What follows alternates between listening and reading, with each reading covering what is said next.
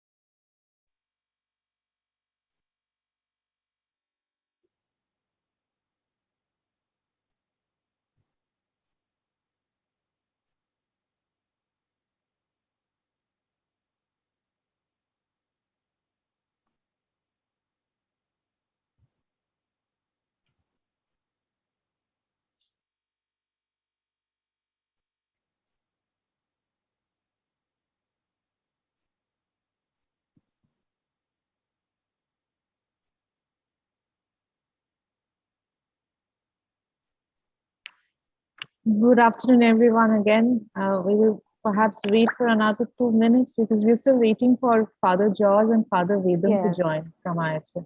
Srimoy, should I give them a call?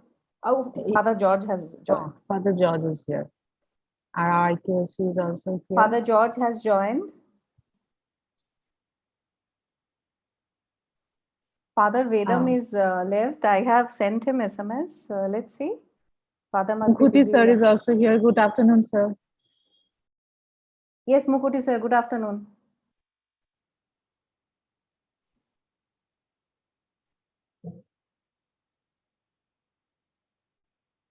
Good afternoon, Father George. Hi, good afternoon. Yeah.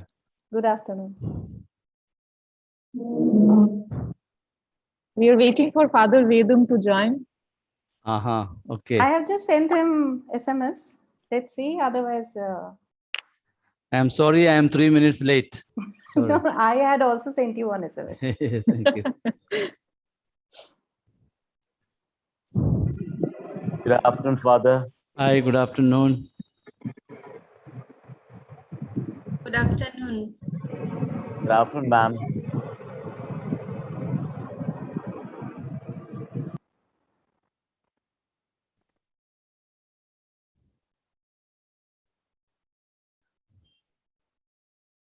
Our another resource person, Dr. Mary Janti, has also joined.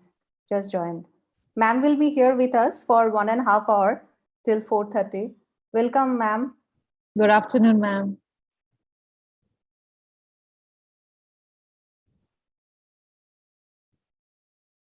Should I give a call to Father Vedam?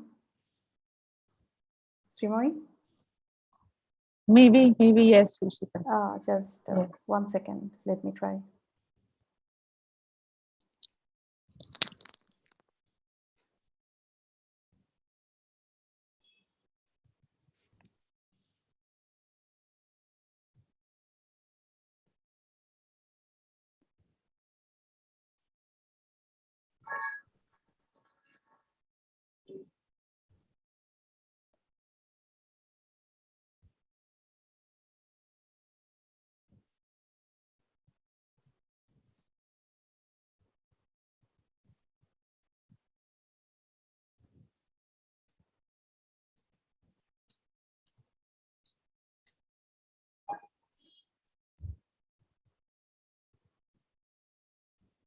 Good afternoon, Shimoy, Dr. Madhu, the principal.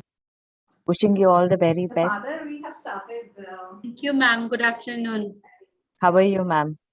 I'm fine. How are you? Fine, by God's grace. Thank you so much. Okay. Thank you, ma'am.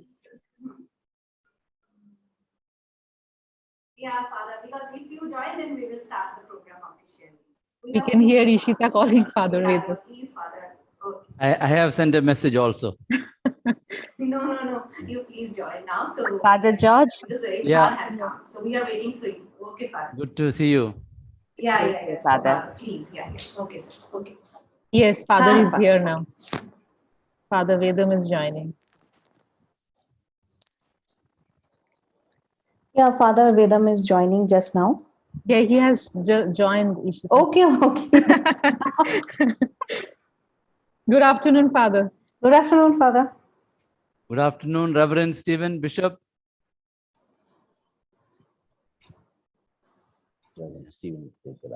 So I think we can start now with the permission of Principal Ma'am. Can we Yes, start? sure. Please start. Okay. So a very good afternoon to all. And, it's a pleasure to have all of you join us today for this 2-day national level online workshop on effective implementation of the Mentee program uh, uh, at the undergraduate level. On behalf of Scottish Church College and All India Association for Christian Higher Education, or IHA, I, Dr. Srimoy Guha Thakurta, faculty of Scottish Church College, a participant and one of the joint coordinators of the workshop, warmly welcome you all. I also extend a special welcome to Father George Thadathil as the president of IHA, to Father Xavier Vedam as the General Secretary of IHA. Thank you so much to both of you to grace this special occasion for us. I would also like to welcome our principal, Dr. Madhumanjari Mandal, our secretary, Dr. S.K. Mukherjee, secretary of college governing body, our vice principal, Dr. Shupratim Das, and our I2AC coordinator, Dr. Shamrat Bhattacharjee. A special note of appreciation to our two resource persons, Dr. John Balaya and to Dr. Mary Jayanti. It is a delight and an honor to have you both as resource persons with us today and tomorrow. Really looking forward to the sessions. And last but not the least, a very warm welcome to all the participants who have joined us from Bengal and even from outside of Bengal. We will start with the blessings of the Lord, and I request our college chaplain, Reverend Martin Pakhare, to kindly deliver the opening prayers. The opening prayer would be followed by a recorded rendition of our college hymn, which has been performed by Sri Pinaki Mondol, faculty, Scottish Church College. Reverend Pakhare. Thank you. Thank you, Professor. Thank you, each one of you who are there with us this evening. Good evening to each one of you. And it's my honor to welcome you once again. And I'm Reverend Martin, here as college chaplain. And I'm so honored to be with you all. Let us pray. Our gracious God of wisdom and knowledge, we, the members of All India Association for Christian Higher Education, we stand for character formation as your for value inculcation and cooperative skill training for better transformation in our society. Today, as we have come together, we commit this time and ourselves into your mighty care. Gracious Lord, let our life and mission always be a witness of you, according to your vision and mission had while serving humanity. We, as your body, Lord, we ask your guidance, your help at this time for these 2 days as we talk to each other, discuss and plan to implement wonderful service. Father God, we need your help. We need your guidance. We humbly ask your Holy Spirit to come upon us so that we do your will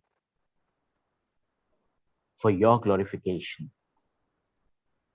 Be with us, Lord, and lead us. For we ask this in Jesus Christ's name.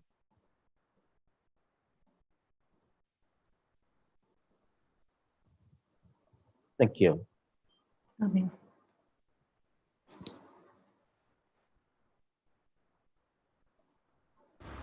O God, our help in ages past, our hope for years to come, our shelter from the stormy blast, and our eternal home. Under the shadow of thy throne, still may we dwell secure. Sufficient is thine arm alone, and our defense is sure.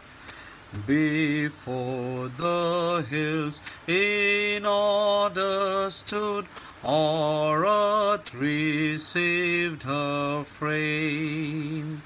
From everlasting thou art God, to endless years the same. 1,000 ages in thy sight are like an evening gone, short as the watch that ends the night before the rising sun. O God, our help in ages past, our hope for years to come.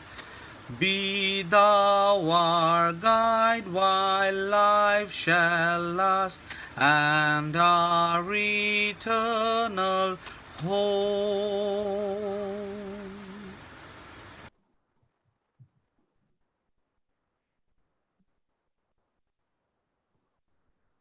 Thank you, Reverend Pakhare, and thank you, Sri Pinaki Mondal.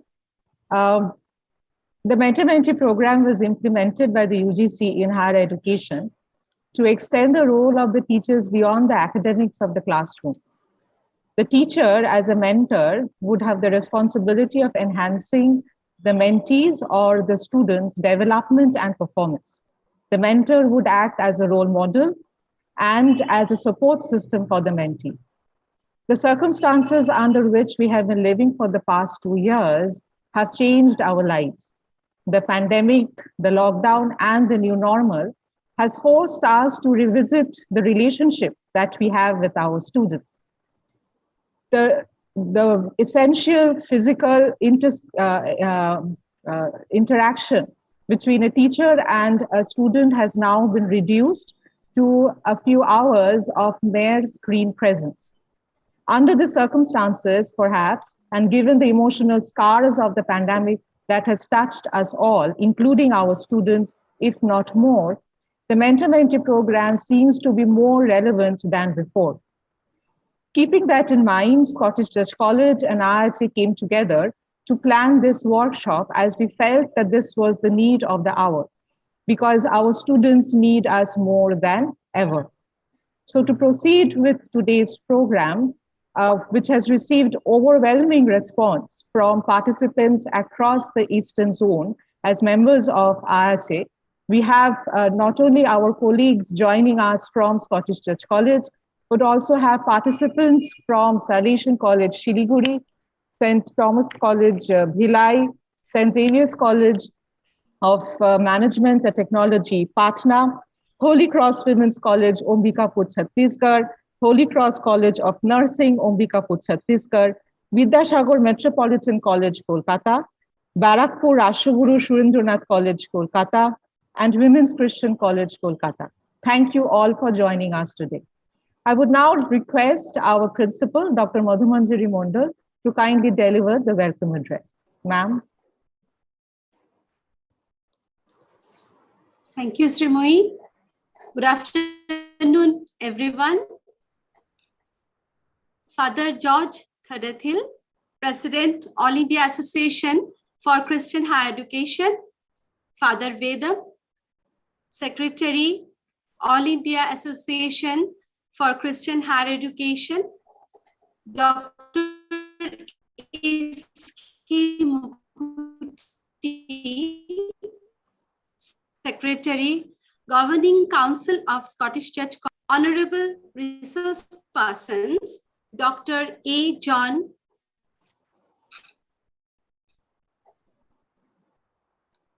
Sorry, Professor John Balai.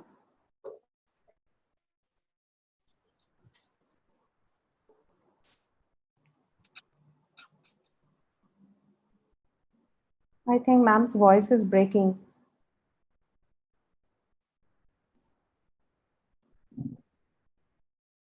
Tamil Nadu, and Professor Dr. Mary Janthi, Vice Principal and Assistant Professor of English in Holy Cross College, Tiruchirappalli, Tamil Nadu. Dr. Supratim Dash,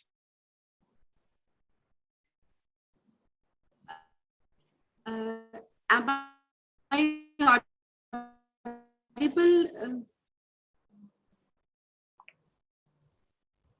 Ma'am's connection is I think voice is breaking and connection is also fragile. Is very fragile. Okay, Ma'am, can we proceed and come? Acha. Okay, wait. Okay.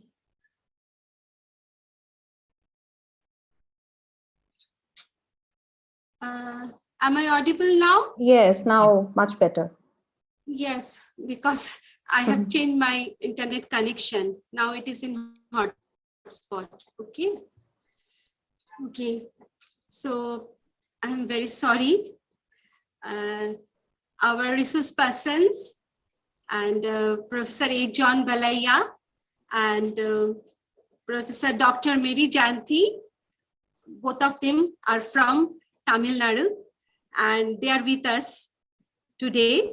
Our Vice Principal, Dr. Supratim Dash, Dr. Shamrat Bhattacharjee, IQAC Coordinator of our college, Dr. Rajashree Ghosh, Bursar, Dr. Bidisha Sinha, Senator Secretary, Dr. Amitabh Roy, Teachers Council Secretary, honorable participants from Salesian College, St. Thomas College, Bhilai, Women's Christian College, Kolkata, St. Xavier's College of Management and Technology, Patna, Holy Cross Women's College, Chhattisgarh, Holy Cross College of Nursing, Chhattisgarh, Vidyasagar College, Metropolitan College, Kolkata, and Rashtraguru Surendranath College from West Bengal.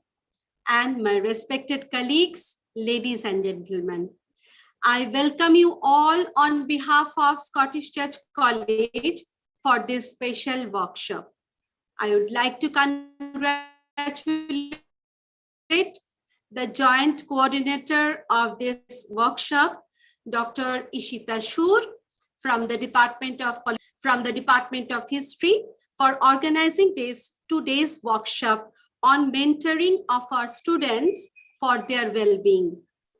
I hope the participants will enjoy the every bit of this workshop. I'm really grateful to our resource persons and to Father George and Father Vedam for accepting our invitation and for extending their generous and helping hands to organize this workshop in our college. I hope in future also we, the sister institutions under the umbrella of IHA will come together to organize such faculty development program in various fields. May God be our guide in our plannings. And with these words, I welcome you all again. I wish the organizers all the best. Thank you. Thank you so much, Principal Ma'am, for all your good wishes. I would now request our Secretary of College Governing Body, Dr. S.K. Mukherjee, to kindly address the audience. Dr. Mukherjee? Sir? Sir, I can see you.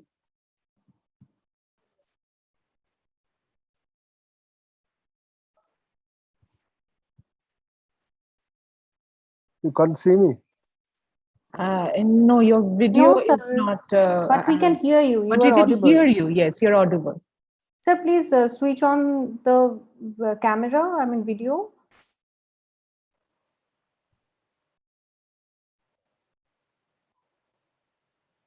Still we can't see you.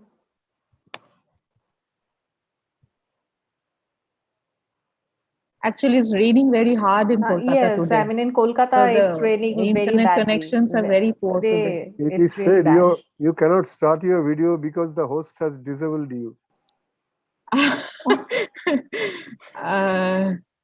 Shushabon, are you there? Yes. Can you please help enable? Mukherjee, sir? Yes. Sorry. Can you help Mukherjee sir to switch on his video, because it is saying the host has disabled his video. Okay, I'm trying. Okay. Yeah, please.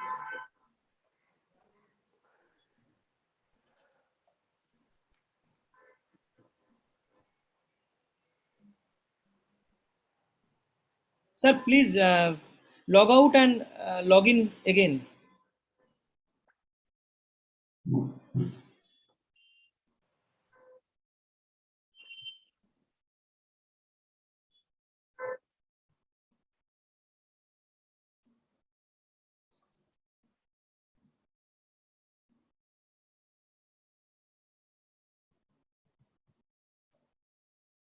Sir, is Shushabon's voice audible to you? Yes, he's Okay, logging done, in done, again. done. Yes. Yes. Sir has re-entered.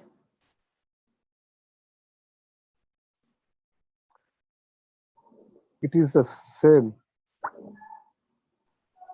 Sir, but you are audible.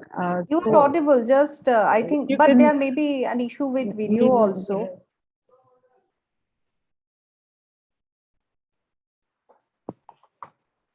Okay, then. Can I start? Yes, sir. Yes, sir. You are yes, audible. start. Respected Principal, Dr. Madhumanjari Mandal, Vice Principal, Dr. Shubhratim Das, Honorable President of AICHA, Father George Thadathil, and the Secretary, Father Javier Vedam, Honorable Resource Persons of the workshop, Dr. John Balaya and Dr. Mary Jayanti, coordinators of the program, Dr. Srimay Gotakuta, Dr. Ishita Sur, and our IKC coordinator, Dr. Shamrat Bhattacharya, and all other learned participants of different colleges and our colleagues in Scottish Church College. The broad topic of the day is on the workshop is effective implementation of the mentor-mentee program at the undergraduate level. The mentor-mentee program has even become significant in the context of situation emerged in the prolonged sustenance of COVID-19, which has adversely affected the students of the college by increasing their psychological trauma. They expect more support from the teachers apart from academic pursuit at this challenging situation of online teaching and examination pattern where everybody scores a bonanza of high marks without distinction who is giving best effort to prepare for future growth. This mentor-mentee system is a new concept in the undergraduate college, though it is an old concept in research-based higher education, in corporate sector, as well as in our old academic system. Some chosen senior used to act as mentor to juniors to prepare them for walks of life. Lord Jesus Christ, called as a rabbi or teacher by the Jews, he mentored 12 disciples as a teacher and a mentor through lived experience.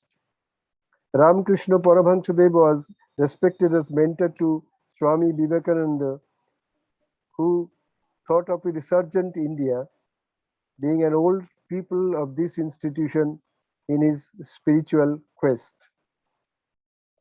What is the meaning of mentor? Dictionary says a person who guides less experienced person by building trust and modeling positive behavior.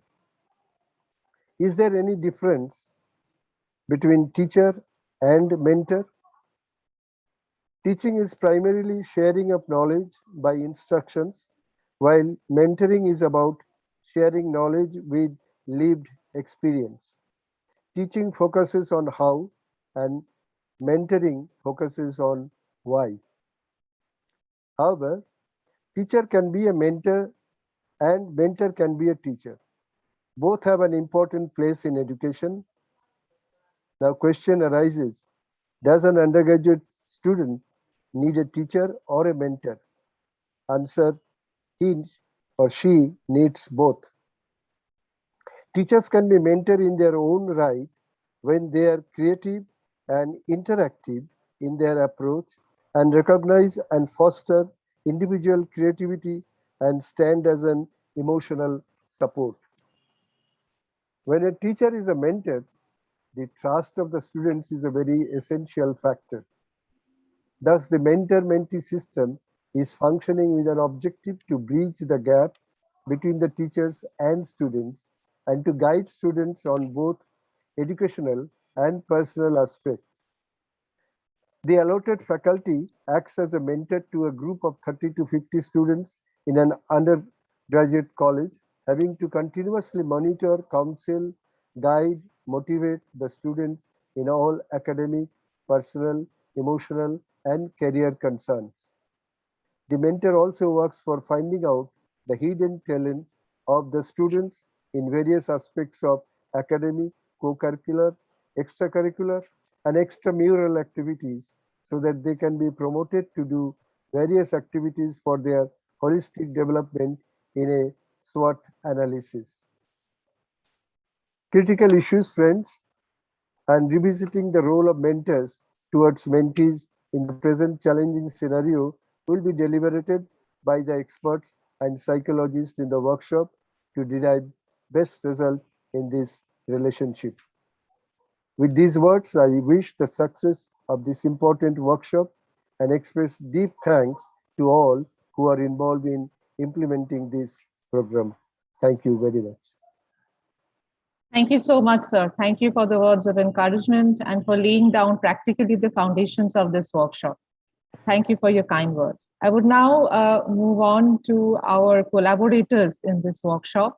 And I would first request Father George Thatatil, President of IACHE, to kindly address us. Father? Father, you are on mute.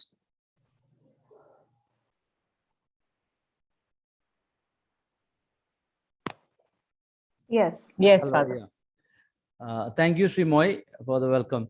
Madam Madhumanchari, Principal, and everyone in the college management, the resource persons, Professor Mary Jayanti and John Balaya, everyone among the participants.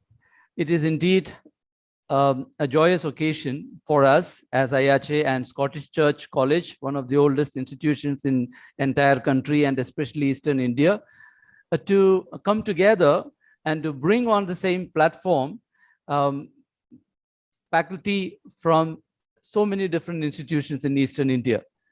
I think this effort deserves much appreciation and congratulations. So especially to everyone in the organizing team, especially to Srimoy and Desita and everyone else, and the governing board, Secretary Sopan, and everyone, I would like to first of all place my thanks along with to the General Secretary, Father Vedam, who I am probably guessing also instrumental in bringing the resource person from South India. And therefore, it is indeed a collaboration between Christian higher education, which is as old as modernity in India, in the South, as well as in East, especially in Bengal and in Kolkata, which led the way to what we are probably seeing a transition into another dawn or another night, as the beautifully rendered hymn of the college so beautifully reminds us that we have an ages past to look back and hope for the dawn yet to come ahead in front of us.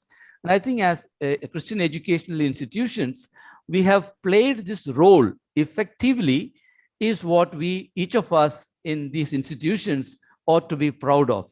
That at a time when the pre-colonial India was struggling with where and whither, there came the leaders like Alexander Duff to found the institution that is hosting this event, by which a person like Vivekananda and Subhash Chandra Bose got the inspiration, which gave a whole new direction to the modern India, which we celebrate. And right now, we are again called upon to play that significant role of keeping that flame of modernity, which is enshrined in our constitution, alive as an our outcome of our own commitment and our intervention in the lives of our students, who will carry this flame to the next century, or to the end of this century, which we are at the fact beginning seeing it evolve or take a new shape. Now, to my mind, my dear friends who have joined for this event of a workshop on faculty mentor-mentee, in other words, student-faculty relationship, which is the crux of any educational system, be it the ancient Gurukul system or the Buddhist educational practice of the Sangha, or the Mughal educational system, or the kind of Bhakti movement era, when, you know, the bards and people like Kabir and Tulsidas, let's say, were the prime educators of this land, to the modern education in which we are, of which again we have so many variants, be it the Jesuit education, be it the Loreto education, two prominent things in the city of Kolkata. If you land up, you cannot but miss its impact in the modern India that that Kolkata has given birth to. Or let's say the Tagorean education, or the ashram kind of education that Gandhi started, or what Ramakrishna's Mutt today too in the same city is giving or promulgating. Now, so we have variants, and in every variant of this education, the crux is the teacher-student relationship, the faculty and the student relationship. And this brings us to how exactly is the faculty to mentor the student. And here comes again, though we can easily say that there is a distinction in the style with which education is offered in Scottish Church College, or in Loreto College, or in Women's Christian College. Similarly too, we can't but deny, when we come into the intersections of a college itself, how there's a distinct mode of communication and a distinct mode of education being imparted, let's say in the science faculty, or in the arts faculty, or in the commerce faculty. And there again, when we come down and when we begin to analyze the lives of students who are passed out of each of our institutions, we find a student coming up saying, so and so, madam or sir, impacted my life. Which means that there is, though educational system is one, though the interpretation is of a particular nature, when it comes to who touches whose lives, there the personality and the character and the mode of that intervention of one teacher vis-a-vis another student is what we are talking about. And if this has to be meaningful, we ought to spend time, just like we learn the nitty-gritties of our profession in terms of doing the experiment in the lab or delivering the best lecture on the democratic theory that we may be delivering. We also need to spend time for how exactly can I improve? How exactly can I update? How exactly can I make my relationship with my student in these times professional? And that's what this workshop is inviting each and every one of you, my dear faculty members. Thank you for signing up, and thanks to the host college for taking this venture. And everyone, have a great time today and tomorrow. Thank you.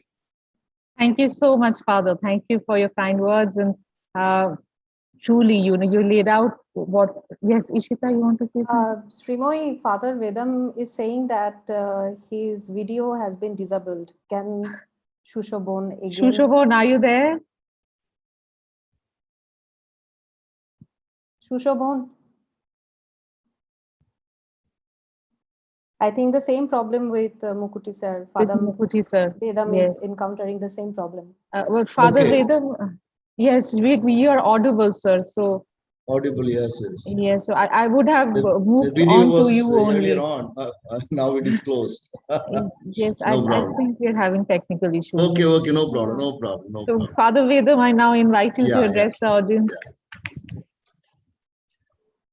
So good afternoon to all of you. Good On behalf afternoon. of IACHE, I welcome all of you for this two-day national level online workshop on effective implementation of the mentor-mentee program in higher education. Our president has already made it clear why we are having this two-day national workshop on mentor-mentee program. And this is teachers from different places have come for this program. We are really happy to have two eminent resource persons for this program, Dr. Balaya and Dr. Mary Jayanti. I think they will realize their worth when they come out, when they share their views on this two-day national program. So in the moment when we think about the mentor-mentee program, so many things come to our mind. For example, change is the only constant. It is the way life progress in the world. You cannot step into the same river twice. As Heraclitus puts it, the societies that are ever changing demands educators to constantly upgrade their knowledge domain, to teach and mentor a world that is always on the go to the next new technological advancement. There is a need for an effective and efficient, constructive and coherent, apt and appropriate implementation of the mentor-mentee program in undergraduate level in India. COVID-19 has brought the necessity all the more. The concept of mentoring dates back to Greek mythology. In the book The Odyssey, Odysseus left the care of his household, specifically his son, to his friend mentor. Hence, the term mentor is often associated with the concepts of advisor, friend, teacher, and counselor. Mentoring was considered as a foundational relationship to facilitate young associates into adulthood. We understand mentoring as helping to train the next generation of knowledge, creators, and disseminators, to equip the students with a broad repertoire of skills and dispositions, and to progressively improve results for students. Our system of higher education, though officially committed to fostering intellectual and personal development of students, provides mentoring that is generally limited in quantity and poor in quality. We see mentoring as academic program where we meet students once a while and inquire about his or about her health and studies in general. Do we accompany them? This is what most of us in the college, we don't do this. We don't accompany the students. Do we have time to understand them? Do we really know what is mentoring? The wrong notion that has been spread among the youth of today regarding mentoring is people need mentors who have mental disability. We need to change this mindset of our students. Mentors are supposed to be role models. You teachers, you are supposed to be role models, critical friend, networker, and motivator. I quote recently our Chief Justice of India, Honorable V.N. Ramana's speech at Vivekananda Institute of Human Excellence. And he says, young minds are usually the most reflective and young hearts, the most reactive. These emotions can often molded to achieve greatness, but the greater challenge in this path is the ability to differentiate between right and wrong choice. The youth often perceive every action with a clear set of principles. They don't tolerate either injustice towards themselves or towards others. They don't compromise with their ideals, come what may. They are not only selfless, but adventurous. It is these unadulterated minds and pure hearts from the backbone of our nation. Yes, our emotional system should aim at a balanced growth of the individual. It should insist on both knowledge and wisdom. It should not only train the mind, but also bring grace into the heart of humans. There is increasing unrest among the students in our colleges and universities. Unless the students develop a sense of self-control and a sense of balance, they become a danger to themselves and to society. This is achievable only through traveling with the students, accompanying them, and trusting them. It is wrong to assume that scientific discovery and technological improvement alone can bring about the betterment of humankind. We have to develop the basic values of the spirit. Only teachers can do this great job. So teachers should become managers of learning rather than dispensers of knowledge. So teachers, on this occasion, on behalf of IACHE, I wish all the teachers who are participants of this 2 days national seminar to get more and more from the resource persons, so that when you go back to your college, you can accompany the students throughout their life. Thank you so much. I thank especially the principal of the college, and also, hello, the principal of the college and all the organizers. And especially I thank Professor Balaya and Dr. Mary Jayanti for having accepted to share their views with all of us today. Thank you. Thank you, Dr. Vedam. Even though we couldn't see you, but your words were quite powerful, and they surely inspire us more. This brings us to the end of the inaugural session, and now we will proceed with today's schedule in the workshop. Because we have participants from colleges across Bengal and beyond, we decided to have a very, very short ice-breaking session so that we can all get comfortable in our own skin, so that we can all participate actively in the first technical session where Dr. John Balaya would be our resource person. Professor Srimani? Yes, Balaya. Can you hear me? Yes. Yes, yes. I know you're having problems. My video also is muted. Yes, we are trying to figure it out. All right, yeah. I'm sorry, Professor Balaya. Yes, actually, I contacted the host. Yeah. He told me that he's doing nothing actually. Most probably it is heavily raining here, and due to Zoom has something to play in. The trick actually is done by the Zoom itself. Okay, so, okay. I'm very sorry, but I think we're trying to figure it out. before you Sir, can start your session. So sir, I will. Okay. I request Alright. you to log out and try to join once more. Oh, And sir, if you okay. have I'll try another that. device, Yes, then I'll try that. I'll try that. Sir has sir, already if you have tried another that. device, Yeah. you can just log in from there. Yeah, I will log out. I will leave the Yeah. meeting and join you again. Okay, sir. So while we figure out how to get the videos on for the people who matters, I will request now my co-coordinator, Dr. Ishita Shur of the Department of Political Science, to take over from me and start the ice-breaking session. The lecture with of Professor Balai would be followed by a question-answer session that would also be conducted by Dr. Shur.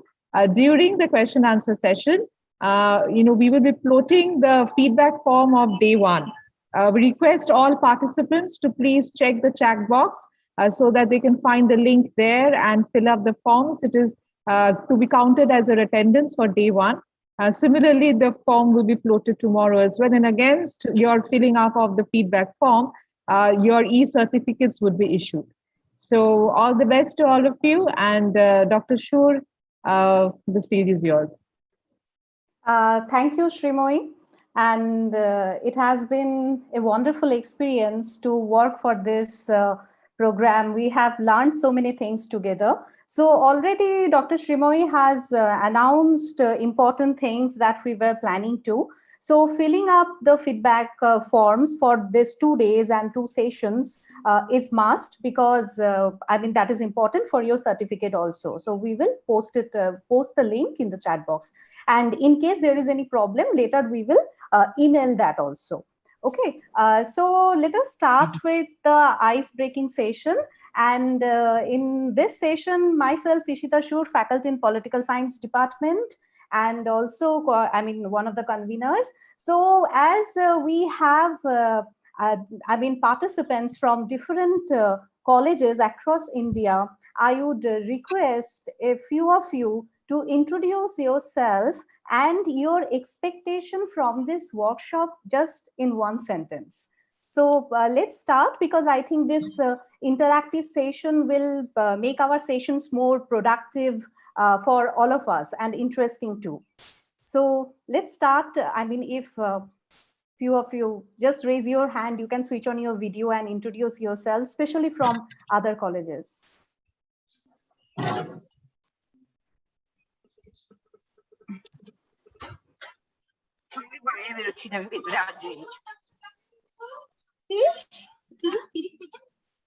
Any one of you, especially those who are joining from other colleges. Gunjan Agarwal has already raised her hand. Yes, please.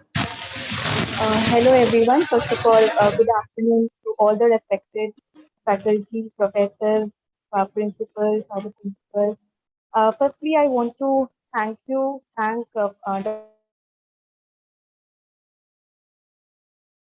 so to give me this opportunity to do this workshop here. And basically, we are doing actually mentee things here in our college.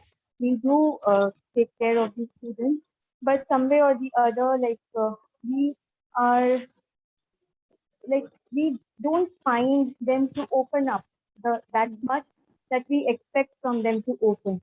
Few of them are doing it, and few of them are still not doing it.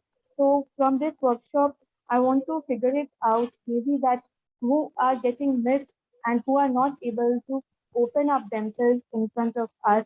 So what is that way that we are able to open up them also? So I just want to figure out that here from this workshop. Okay, thank you, Gunjan. Okay, anyone else, please? Riddhi has raised her hand, Ishita. Hello, everyone. I think it's a very nice start for a 2-day engaging session on mentor-mentee. I congratulate the organizers as well as the speakers, and we are looking forward to the session. Now, my expectation is, how am I going to reach to the shyest student, the very reserved student, and the very introverted one? Because I tried my best for them to open up. I guess from this 2-day workshop, I'll learn certain skills in which I would be able to reach them. So that's my expectations. Thank you. Thank you, Riddhi. We will also, want our other participants from different colleges to open up a little bit.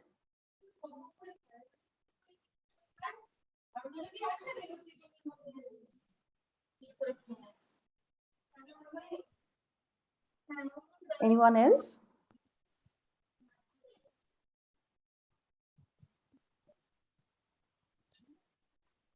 Okay. So Shraddha Sharma. Hello. Yes, please.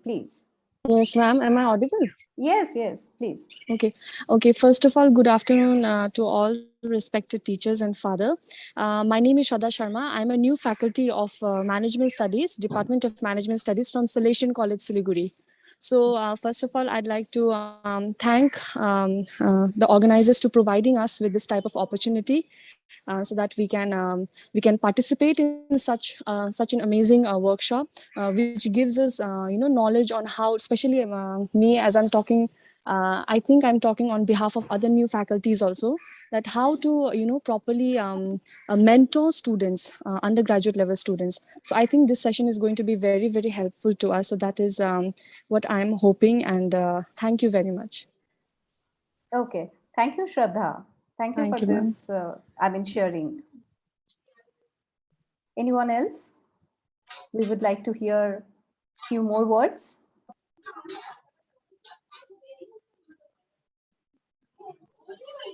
Okay, then it is already 3:50, and let us proceed for our, today's technical session. So it is my privilege to introduce our resource person, Dr. Professor John Balaya, counseling psychologist. Sir has graduated from Loyola University, Chicago, USA, in clinical counseling psychology. He has worked in numerous renowned hospitals like Holy Cross Hospital, St. Elizabeth Hospital, and contributed in the lives of many nationalities. He has completed his PhD in the University of Mysore, and currently he is the faculty member in the Department of Counseling Psychology at St. Joseph's College, Trichy. He is serving his college from the last 15 years till date. He has also been instrumental in introducing the formal mentoring program for the entire college. And being the coordinator of this program, he has also published a workbook titled Mentoring Through the Year for the Students.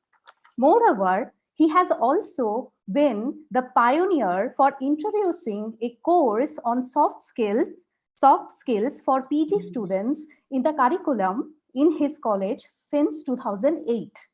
He has also co-authored a text-cum-workbook titled Winners in the Making: An Introduction to Soft Skill. Adding further, Sir has also authored a series of articles on dynamics of healing in the newsletter titled The Search. Moreover, Professor Balaya has also participated as the resource persons in the numerous national, international seminars, conferences, and FDP faculty development programs. Apart from this, he has also been the resource person for training the trainers in soft skills and conducted sessions on mentor-mentee program in colleges organized by IHA, All India Association for Christian Higher Education, New Delhi in 2009 and 10. Today, we are planning to do something, this kind of workshop, very similar to this theme. So I don't want to waste much time now. All the participants are eagerly waiting for Professor Balaya to start the technical session. And now, sir, the platform is over to you. Only one thing, your CV was very long, so I have actually presided, shorten it a little bit.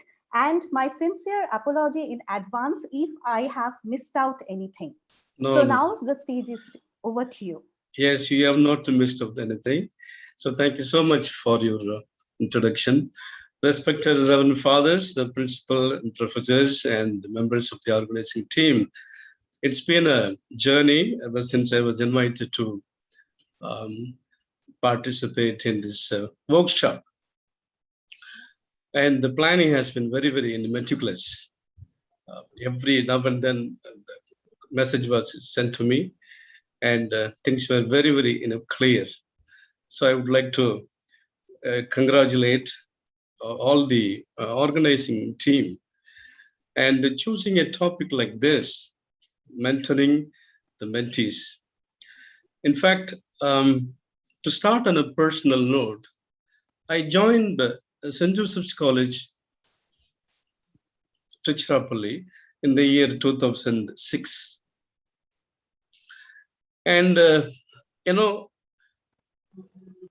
those times, the whole concept of mentoring, counseling, peer mentoring, teacher mentoring, professional mentoring was very, very new.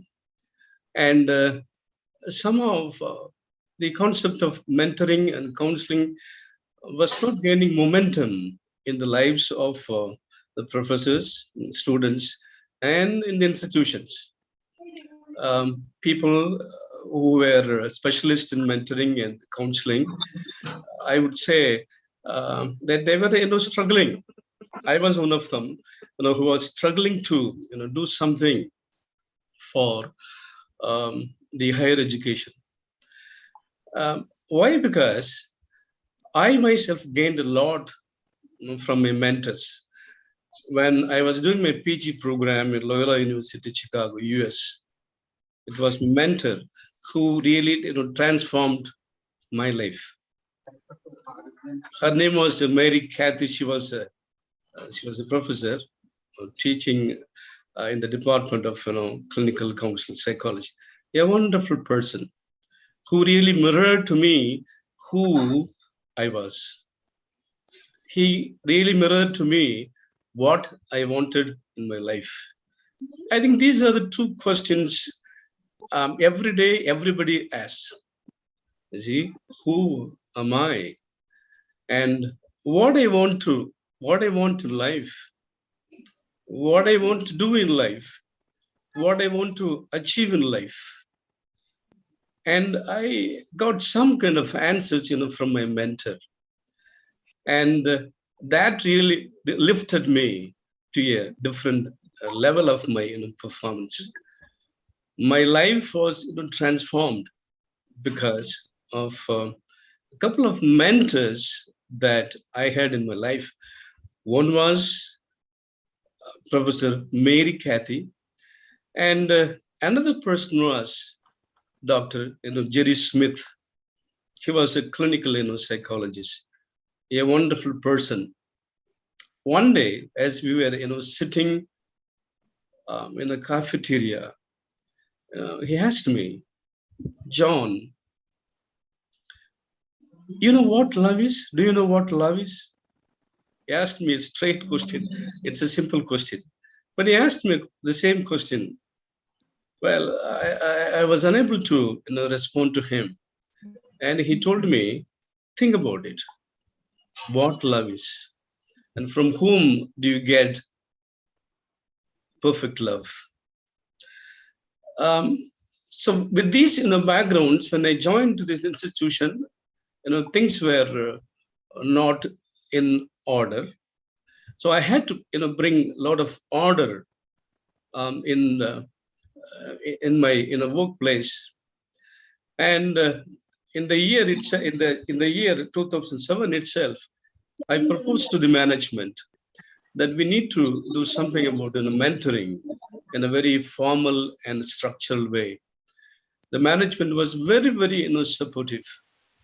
And I gave a master plan for the first UG and first PG mentoring. We, in fact, began for first UG and first PG.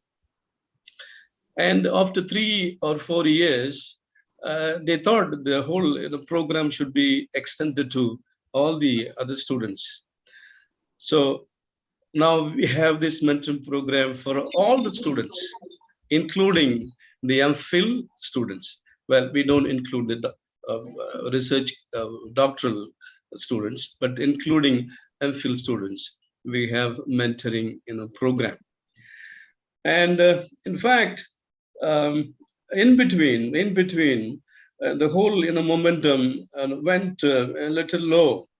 In fact, IIG had invited me to offer a program on mentoring in the year 2008 and 2009 in a place called Alva, that's located in Kerala, and I had addressed all the heads of the institutions, and somehow we began in a low key, but then it is gaining. I would not say it has gained momentum. Many of the persons here, they explained the relevance of mentoring today. I'm not very sure that all institutions have really understood the relevance and impact of mentoring. I would respect the technician to mute the mics of the participants. Well, when I want the participants to speak, I will ask the host to enable the mic. Okay.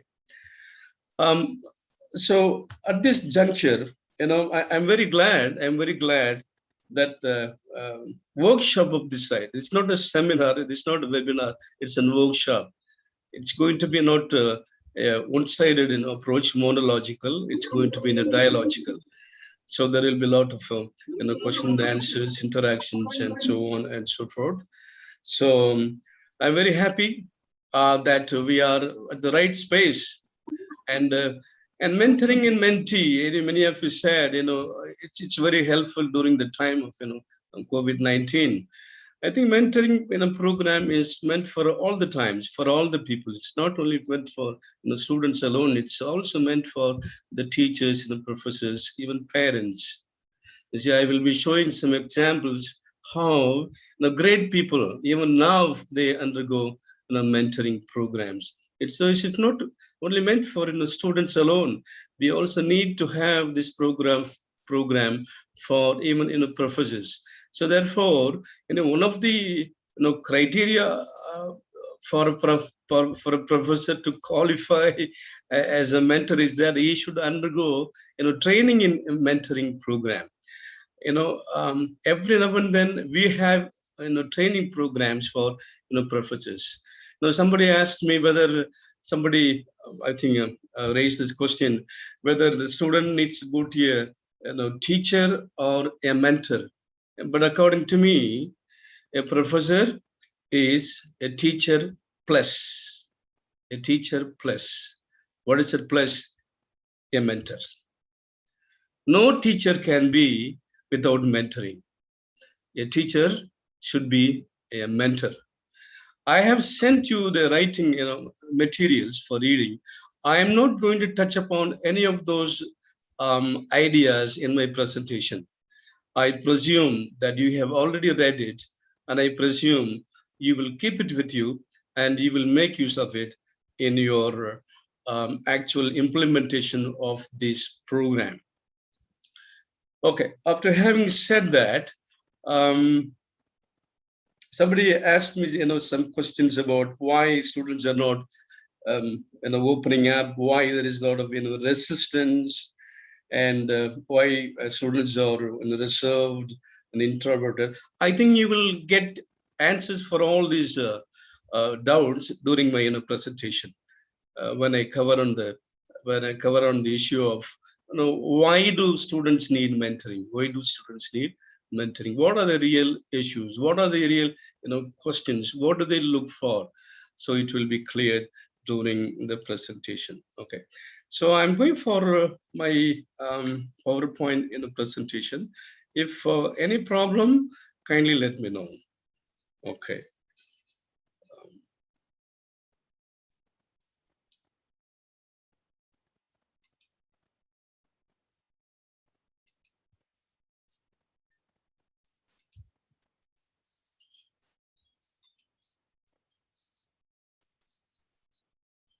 It's visible, sir. Yes, full Yes. screen. Yes. Okay, wonderful. Yes.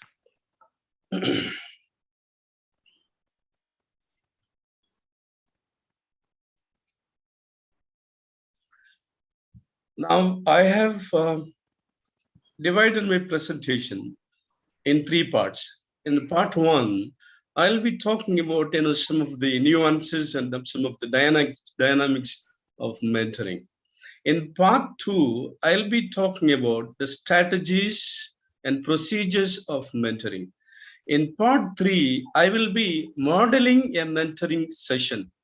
So for which I need 10 volunteers. So volunteers need to be on their videos.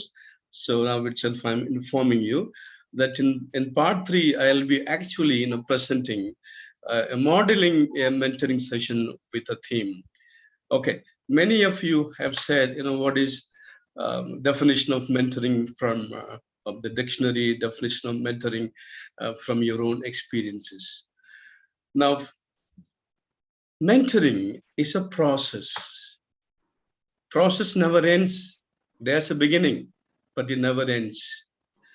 Process is the pivotal process for the developmental of the students.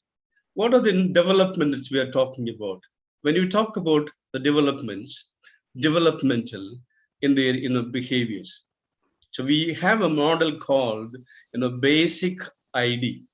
Basic ID is an acronym. So B stands for behavioral development. A stands for affective development. S stands for spiritual development. I stand for intellectual development. C stands for cognitive development. And I stand for interpersonal relationships. And D stands for dependent tendencies. So this is a pivotal process in which we work for the development of the students, and thereby a young student can form his character. It's a character formation. It's so vital in today's life. If you and I are happy today, and if you and I are having a sort of status, we live with dignity and peace, it's because of character formation. And students of today, they need more of character formation. So to do that, how do we do that? Mentoring provides a platform. And what is that platform? It's a platform that has got a kind of gravitation effect, the pulling effect. Now, how do you have this pulling effect? You see, now iron and a magnet, it has got pulling effect. So in the same way, a mentor and a mentee should experience a kind of pulling effect. It forces a kind of bond. It forces a kind of relationship that is accepted and recognized by social conventions.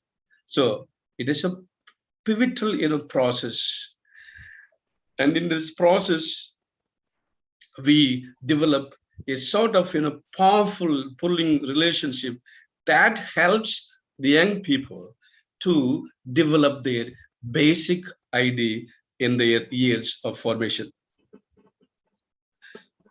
Now, usually what happens, now mentoring is not meant only, this word mentoring is not used only in educational settings.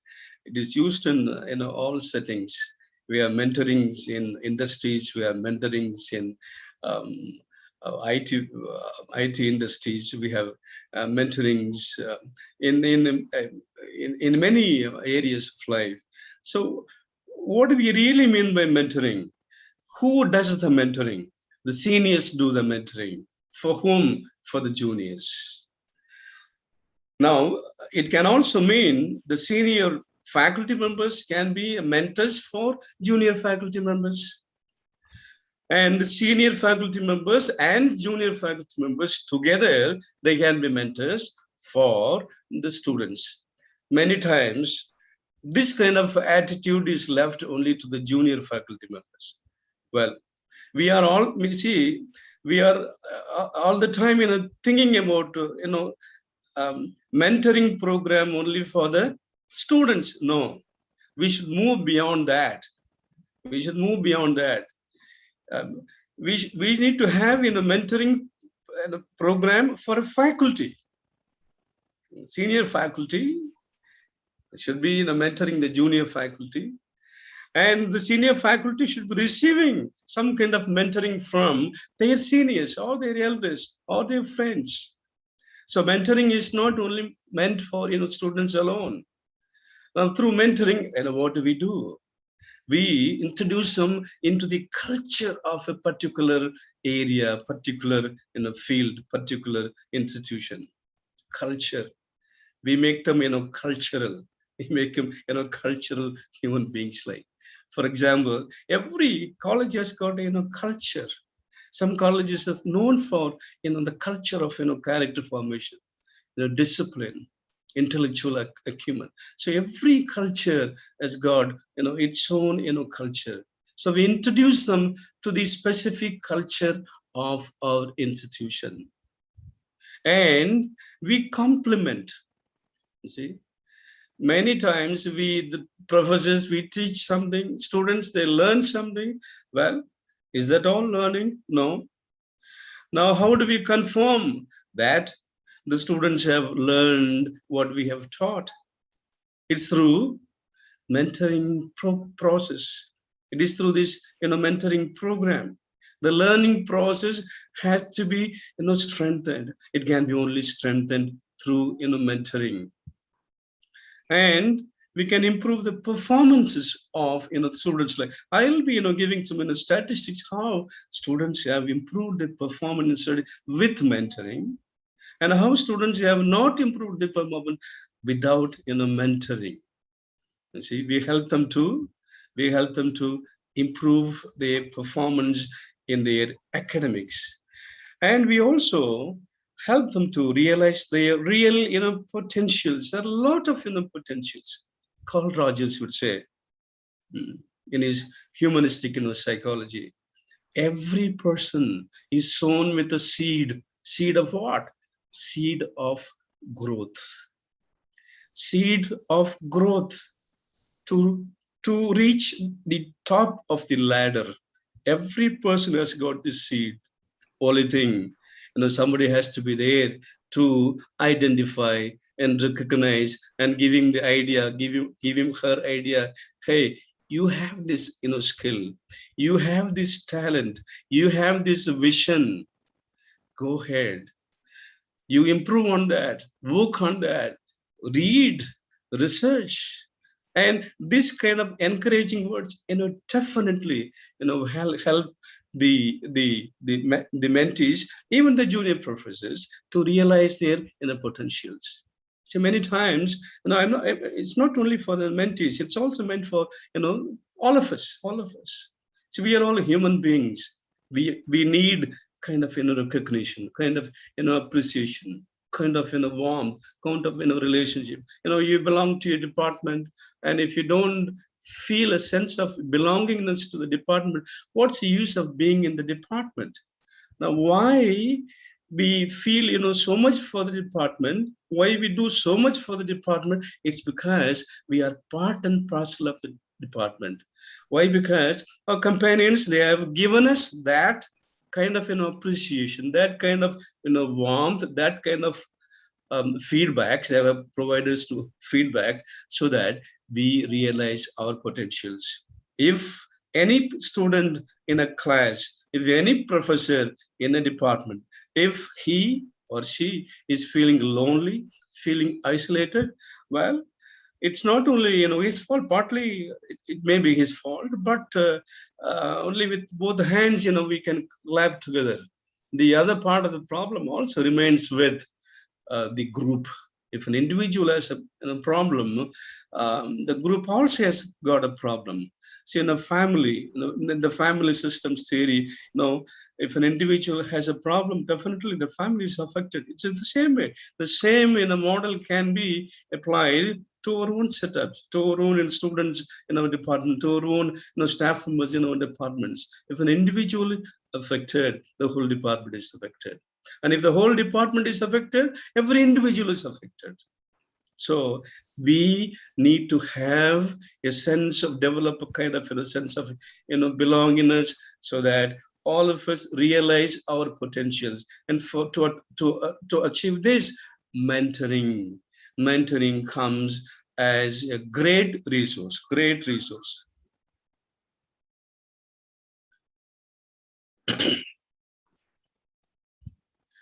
Now,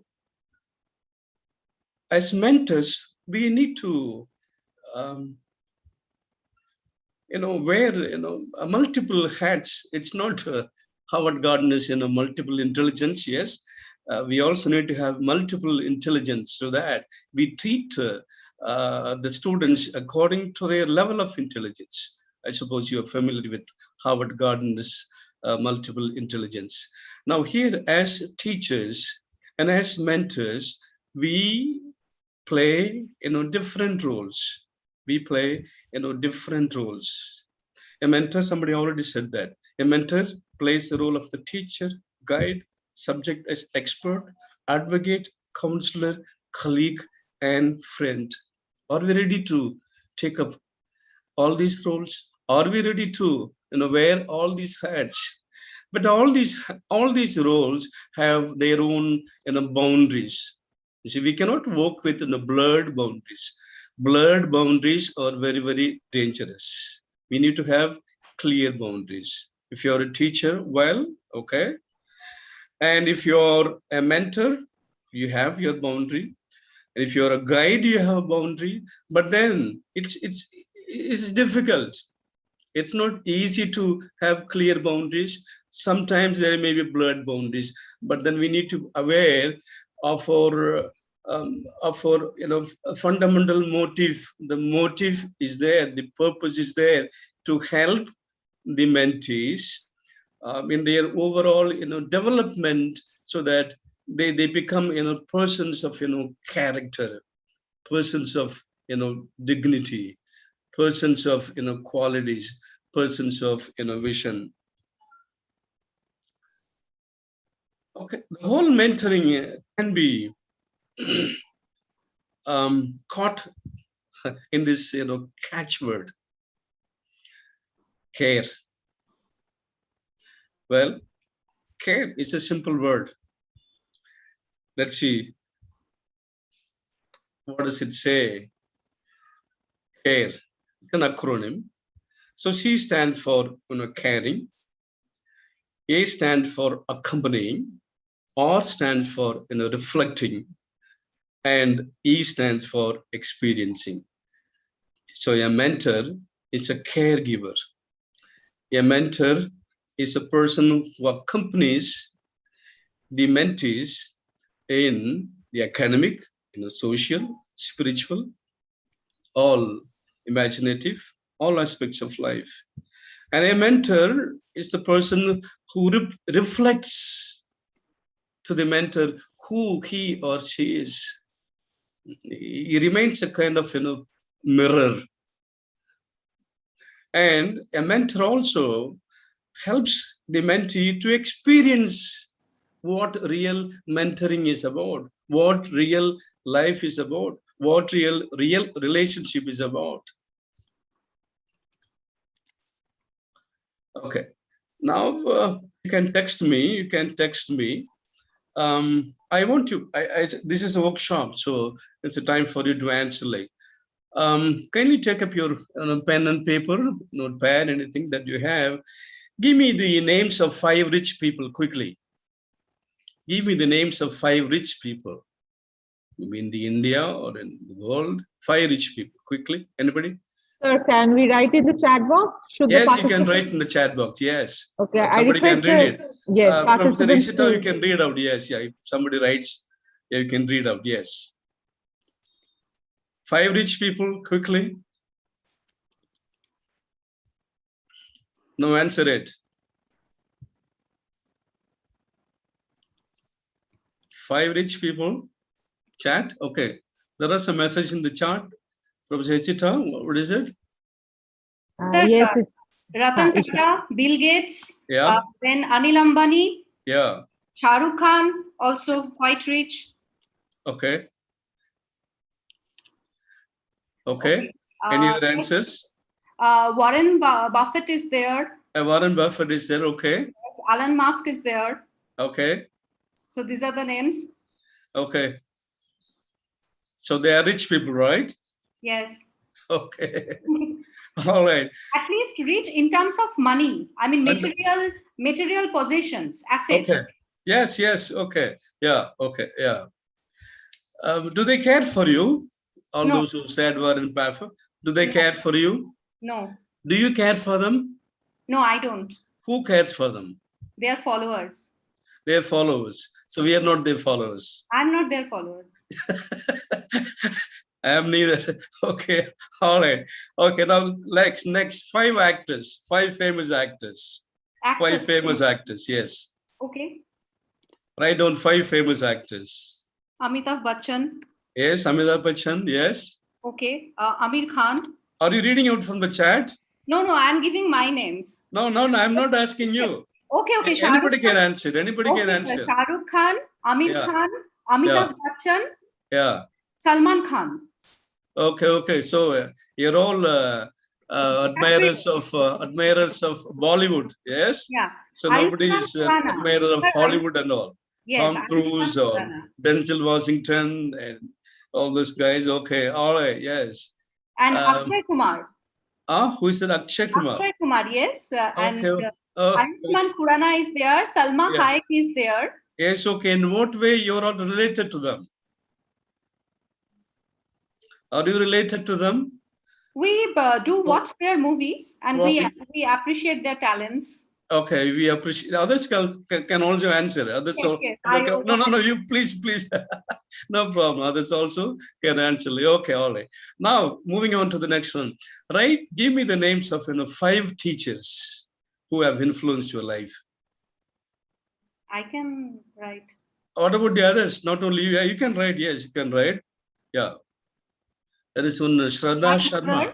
There is one Shraddha Sharma. Yes, write down 5 teachers. My mother's Bhaskar Chakraborty for Srimoy, 2 parents, Riddhi, Mother Teresa, Sunita Sherpa, Subhas Chakraborty, and also APJ Abdul Kalam. My father from Kabiri Chatterjee, Meenakshi Mukherjee.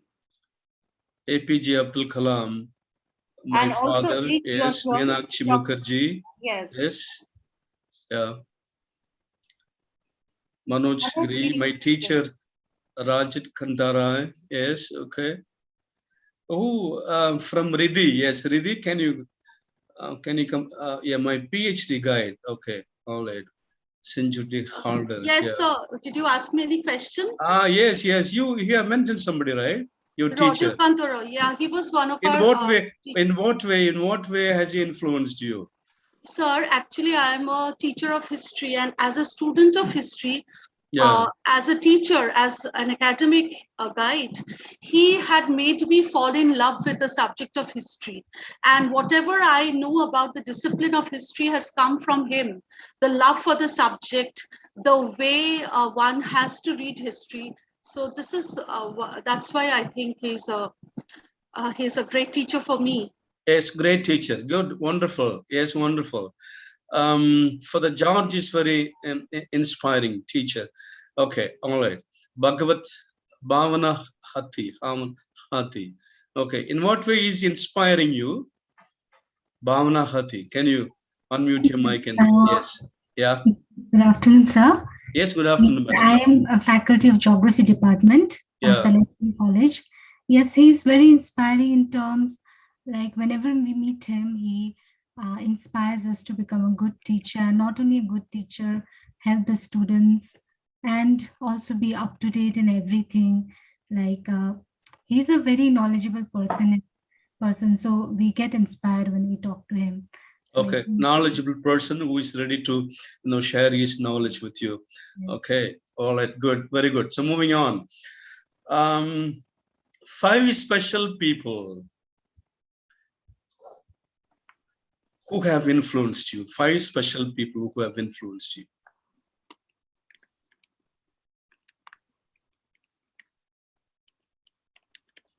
Five special people. Jahangir, who is that? Who is that, Riddhi? Did you answer me already? Yes. Jahangir, Noor Yes, Jahan, sir. Charles. Yeah. Who are those 5 people? These are historical figures. Some of their follies and some of their good deeds has inspired me, and I look up to them. And not all of them are heroes. Some are anti-heroes, but hero nonetheless. So they have inspired me. Okay, somebody has written my husband and close friends. Sir, that's me. My husband and my close friends. They have influenced me a lot. Okay, in my wonderful. I'm in my life. Okay. Sunil, who said Sunita Shetpa? Yes? Yeah. Who is it? Sunil, sir. Biju Matthew, sir. Yeah. Yeah. Who is it? Okay. Sunil sir is someone who is actually I have met in college, who inspired me to go further with my studies. Then Sir Biju Matthew is someone who actually helped me when I was a student. Okay. I was from BA like political background. He encouraged me to pursue MBA because I was. So you have received a lot of encouragement, right? Yes, sir. That Great. is right. Yes. Yeah, encouragement from auntie your and teachers. Okay. Yeah, and great. auntie and uncle have been always there for me. So Okay, and my auntie and sisters. uncle. Yes. Okay. 5 special people. Yes. Okay. What about the others? Ma, Baba, and my close friends. Okay. Very nice. All right. Moving on, people whom you have influenced, 5 people whom you have influenced.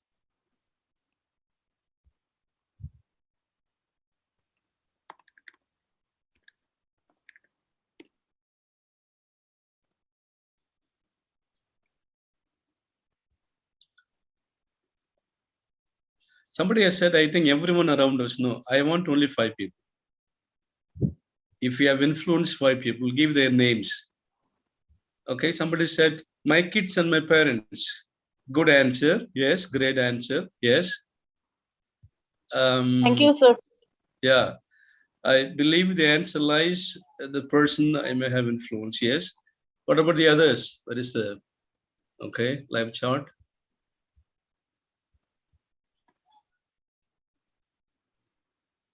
Few mothers like me. Okay. My kids, friends. Okay. Good. No. Yes. Good. We are getting close to what I really wanted. Like, at least some of you have said that you have influenced your students as professors. That you have influenced your students, meaning that you have your contributions have been very, very concrete, very, very could be personal, could be professional. I'm very glad many of you said that you have influenced your students, friend, child, colleague, junior in college. Now, what's the difference between the first 2 type, like rich people, actors, and the teachers, special people, people whom you have influenced? In the second Sir, category, I think yes, go ahead. Yeah. But I think though the rich people and actors, they're actually we don't bother about them. They don't bother about us also, and they're not close to us.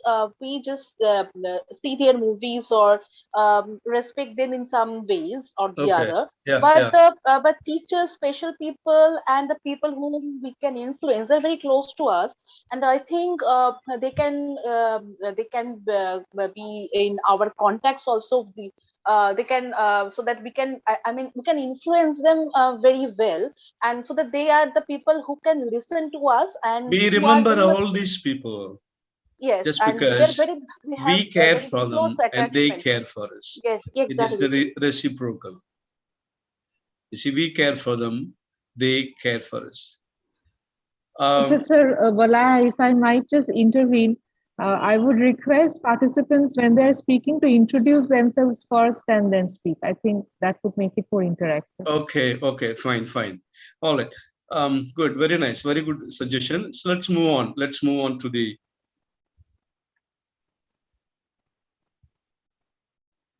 Okay. So in the catchword care, we talked about, we saw about, C, what is, caring like. All right. Now let's move on to the next word, letter A, accompanying. Accompanying. See, this is a picture of a shepherd. We have read in the Bible. I'm a Catholic, so I read Bible every day. So I thought I will take this in a picture. A shepherd accompanies. Now, how does he accompany? He walks, forward. He walks in front, and the sheep, follow him. Because any untoward incident happened to the sheep, the shepherd is there to, guard, protect, and shield the sheep. The shepherd is there to give his life for his sheep accompanying.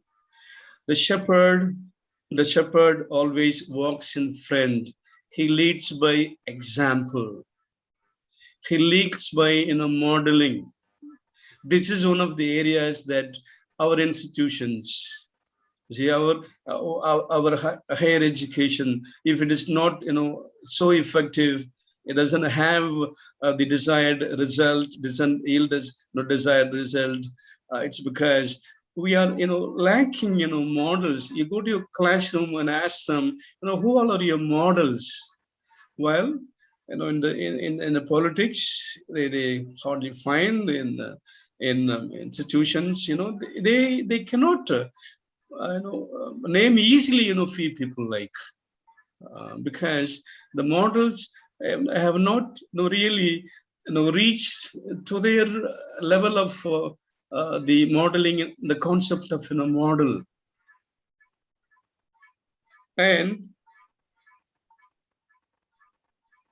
okay, this is also a company.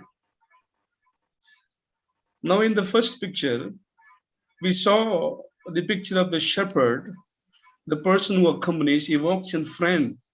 Look here, the person is looking behind, is accompanying behind the sheep. I think this shepherd, he could be a butcher, because in olden days and even now we see butchers on the roads, butchers on the fields. They are behind their sheep, and they are guarding their sheep for the fear that they may run away elsewhere.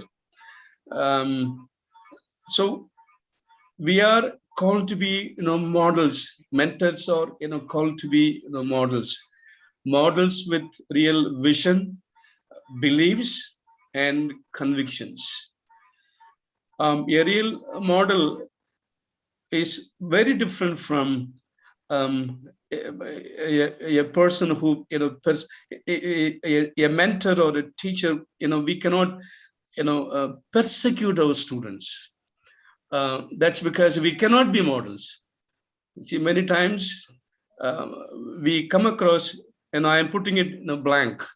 I am putting it black and white. Many times we change our convictions, we change our beliefs according to conveniences.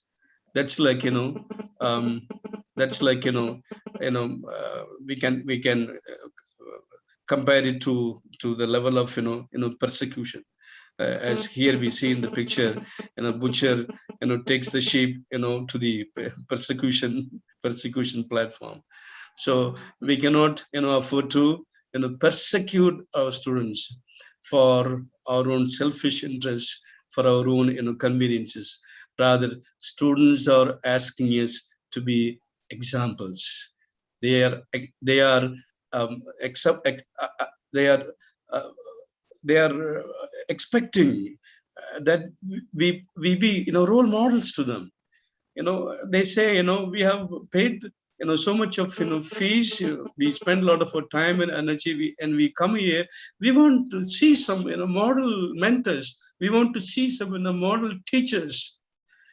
I'm sure when they see so many model teachers, so many model mentors who can encourage them, who can care for them, who can understand them, who can help them to build themselves, who can show them the path of vision, and who can put them in the pedestal of progress and growth, definitely they all will recognize all of us as powerful persons, powerful mentors and powerful teachers. So we are called as mentors to be accompanying them. See, many times, just to give you an example, sometimes we take the students for picnics and long tours. You see, how do we accompany them? It's a question. I leave it as a question. You see, do we remain as models, or we just leave them, and we just ask them to take care of yourself, and we take care of ourselves. We travel on the same platform, we visit places. The real connection, if there is a real connection, there is real accompaniment. If there is no real emotional connection, then there will not be a real accompaniment that we will be experiencing. Like, okay, moving on to this picture. The next word is C for care, A for accompaniment, R for reflection. Reflection. What is this picture? Can somebody identify this picture, nature of this picture?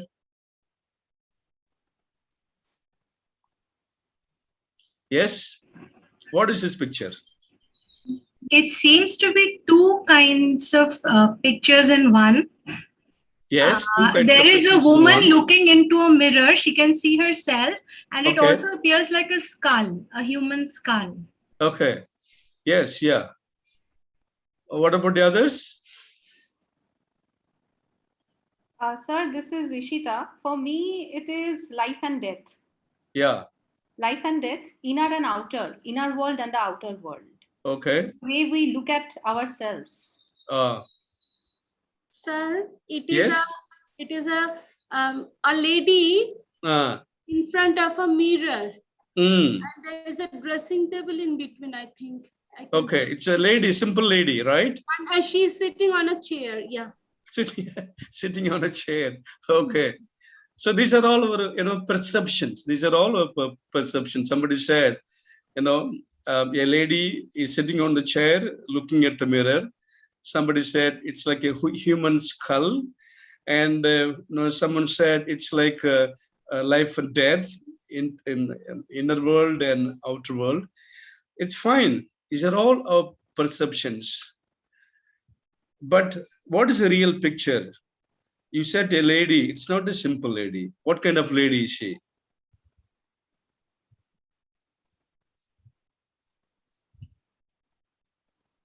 No answer. She's a noble lady. She's a noble lady, noble young lady. Noble lady. Noble young lady, noble in the strict sense of the European terms. That means somebody from the aristocratic class. And she is a young girl, a lady. She's looking into the mirror. Yes. And she's expression shows that she's very, happy, in the sense that she's very happy with the image that has been projected, and she's been shying from her own image. From our Indian perspective, good analysis. Who is it? This is Riddhi Bhattacharya of Scottish Church College. Okay, good analysis, Riddhi. Very nice, very nice. So you said from a European perspective. What about from Indian perspective? She's a beautiful lady, right? Yeah, but when we talk about Indian ladies, generally they do not wear such heavy gowns nowadays. That's why I said European lady. Sir, may I say once more? Yes, yeah. Two ladies. Now I can see two ladies because the colors of the dresses are different. One is wearing the blackish gown, and the other one, she's wearing a white gown, and in between them are table. On the table, is it a chessboard or like that? Something is there. Okay. So now Very nice. Very nice. Wonderful. Wonderful. Yes. Wonderful. These are all our perceptions. See, single picture, different perceptions. So this is how the students will perceive us. They will perceive us from different perspectives, from our belief systems, from our value systems, from the academic point of view, from professional point of view. Students will have so many perceptions about the teachers, but we need to reflect one thing. We are supposed to reflect the beautiful things of a student. Who doesn't like to be appreciated? Everybody likes to be appreciated. Now, when a student comes to me for mentoring, for talking, for counseling or psychotherapy, I am supposed to reflect who the student is from my countenance, from my facial expressions, from my eye contact, and from my expressions, from the way I interacting with you. I am totally present. It is called presentia in presentia. You give your total time to your student, total time, quality time. You are there, available to the particular student. Even if you are meeting for 15-20 minutes, you meet it, you be there, here and now. See, what is healthy in psychology? If you are able to feel the presence here and now, you are a healthy person. If you are absent-minded, you are an unhealthy person. It is simple as that. So when a student comes to you, you reflect to him the real person of that particular real personality of that particular student through that quality time. See, total availability, complete listening, complete dedication of your time and energy. And all these put together, everything looks so beautiful. Even the most hurtful, even the most wounded persons, they will feel healed when you listen, when you attend to them, listen to them, respond to them, be present with them 100% without any preoccupations in your mind. Definitely, somebody said, students, they don't talk to us. Why don't the students talk to us? Definitely, you provide a kind of holding environment, the conducive atmosphere. Maybe first time he may not talk to you. Well, doesn't mean that you should not talk to that person second time. You call him the second time. If the person is avoiding you, maybe after a week or two, you call him and ask him, hey, you wanted to talk to me, but you have not come to me. Shall we fix up an appointment? You call him personally. See, nothing, there are individual mentoring and group mentoring. Many things cannot be done in a group mentoring, but many things can be done in an individual mentoring. If a particular student resistance, he's not opening up, meaning what? Something is there. Why he's resisting? We need to explore that. And to explore that, our quality to time, our ability to mirror, reflect back what he is, what she is, that will help them to come out of any situations. So reflection, students will come to us with different perceptions, but we need to give them the right perceptions to the students. Moving on, experiencing. You see, what is it experiencing? We have all experienced what is love from our parents, from our sisters and brothers, from our teachers, from elders, from the society that we live, experiencing. Do our students experience in a way that they are expecting us to give that experience to them? So experiencing. It's an act. It's an act. It's a doing. It will not work out, when you preach a lot, but then you practice it. When you practice it, and the student experiences it. Hey, okay, here is a guy, who stands for what he's saying. There is no dichotomy between his words and actions. When he finds that he's a genuine, honest, sincere, and congruent and positive person, definitely he will try to imitate in his life, to be honest, to be congruent, to be genuine, to be positive. This is an experience that we can give to our students.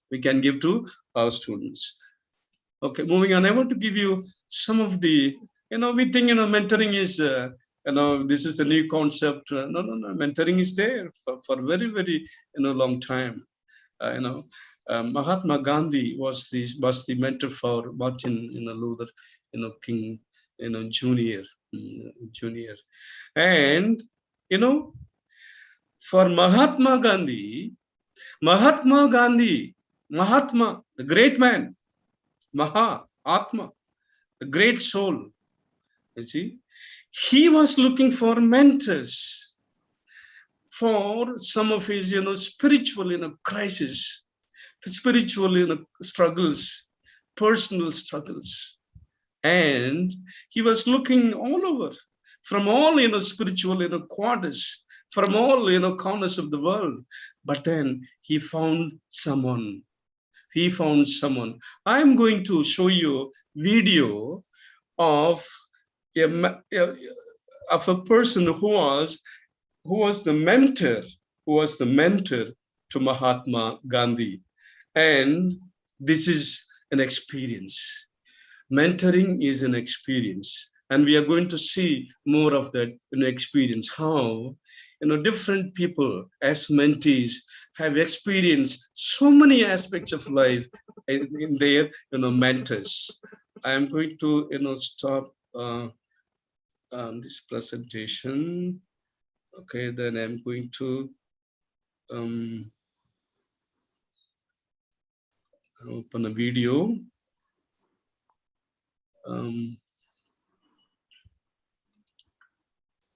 Okay.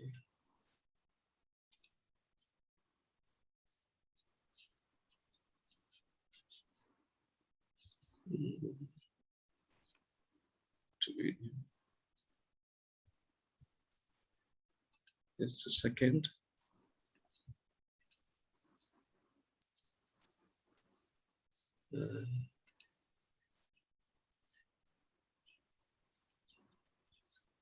Okay. Yeah. Okay, share screen. Okay, here I am. Share sound.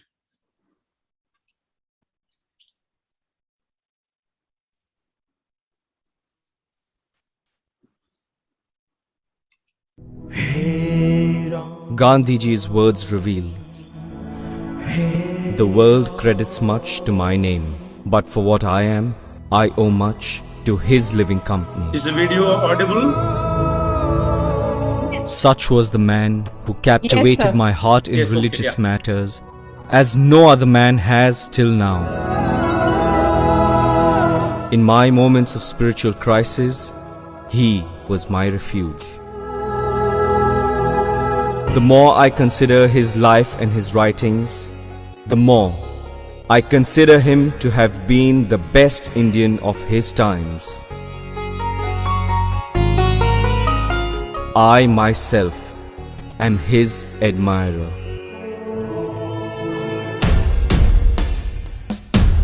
Gandhiji was influenced by many, most significantly Srimad Rajchandraji,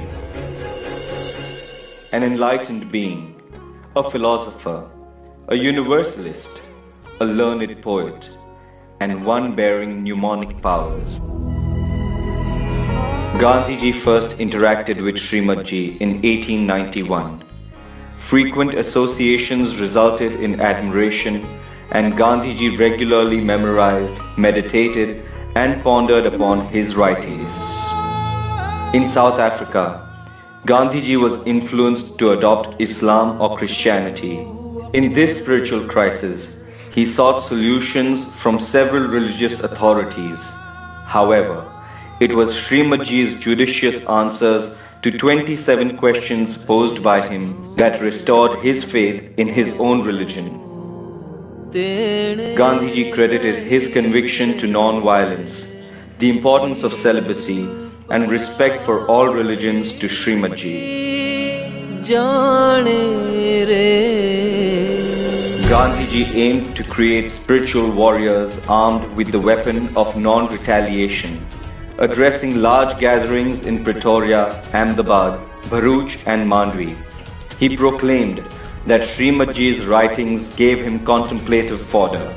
This empowered him to fearlessly speak the truth, which is the bedrock of the Satyagraha movement. Srimadji was also fondly mentioned in discourses at Sabarmati Ashram. His composition included in the Ashram Bhajnavali and his birth anniversaries, lovingly celebrated by the Mahatma. In Gandhiji's written exchanges with nationalists and associates, he often referred to Srimadji's spiritual state and works. Eminent personalities too endorsed the strong bond between Srimadji and the father of the nation. The Yerwada jail saw Gandhiji pen reminiscences of this great soul.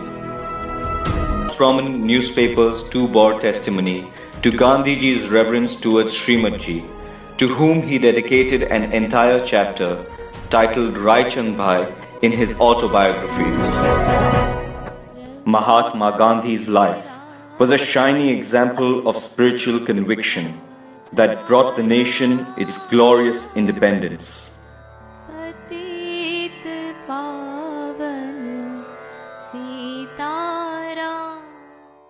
Sabarmati Ashram.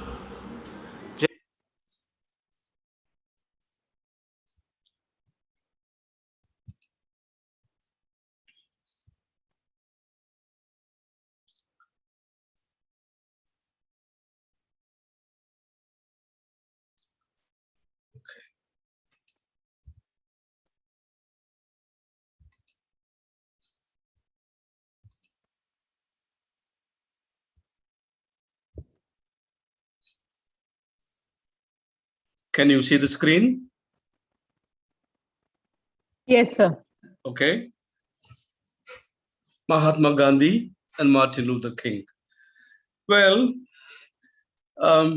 we are all, consider him as, father of nation, just because, he was a mentor, and he's a mentor, and he will be mentor for his lifetime in the service to the people of the universe.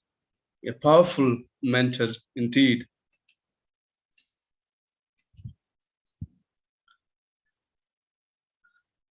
Now we have another mentor, and former U.S. Secretary of State and U.S. Army General Colin Powell, who was his mentor. His father was his mentor.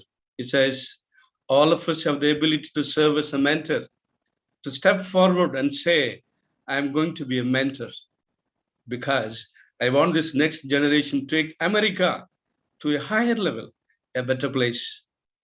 Wonderful. Now, American business magnate Warren Buffett,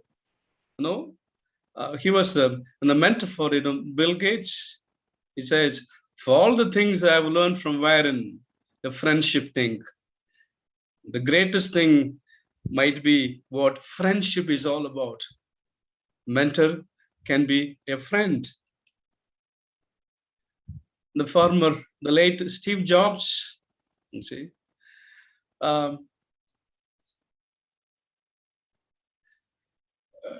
when he talks about the Facebook CEO, he says, though we are business partners, we aim for high quality.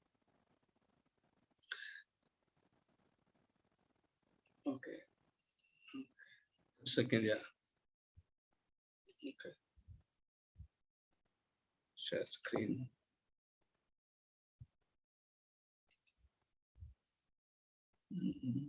Share. Okay. I moved here. Yes. High quality and good things. Their life paths were meant for more than just building businesses. They wanted to change the lives of people. In fact, he writes about his mentor, Steve Jobs. Thanks for showing that what you build can change the world. We, as mentors, can transform the world. Start in a small way.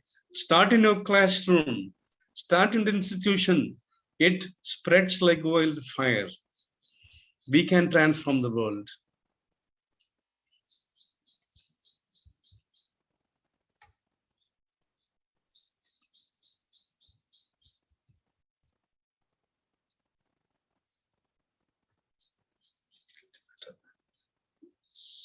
Getting stuck. Okay.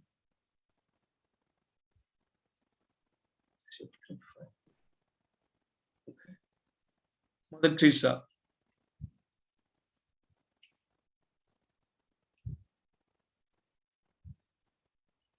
Her mentor was Father Michael Wander Pete. What a joy to know that we can help others by simply finding a need and meeting it. As mentors, we can explore the needs of our students and we can help them to meet them in the right way. The famous, Oprah Winfrey, when she talks about her mentor, Maya Angelou, it's such a wonderful experience. She says, at 20, my life was transformed. My life was transformed by the great celebrated author and poet, late Maya Angelou. He says, she helped me to find out answers for my two pertinent questions. The two pertinent questions of a teenager, of an young adult. What are those two pertinent questions? Who am I? The identity question. And the second question is, what do I want in life? What do I want in life? I just want to, share my personal experience with one of the very senior persons.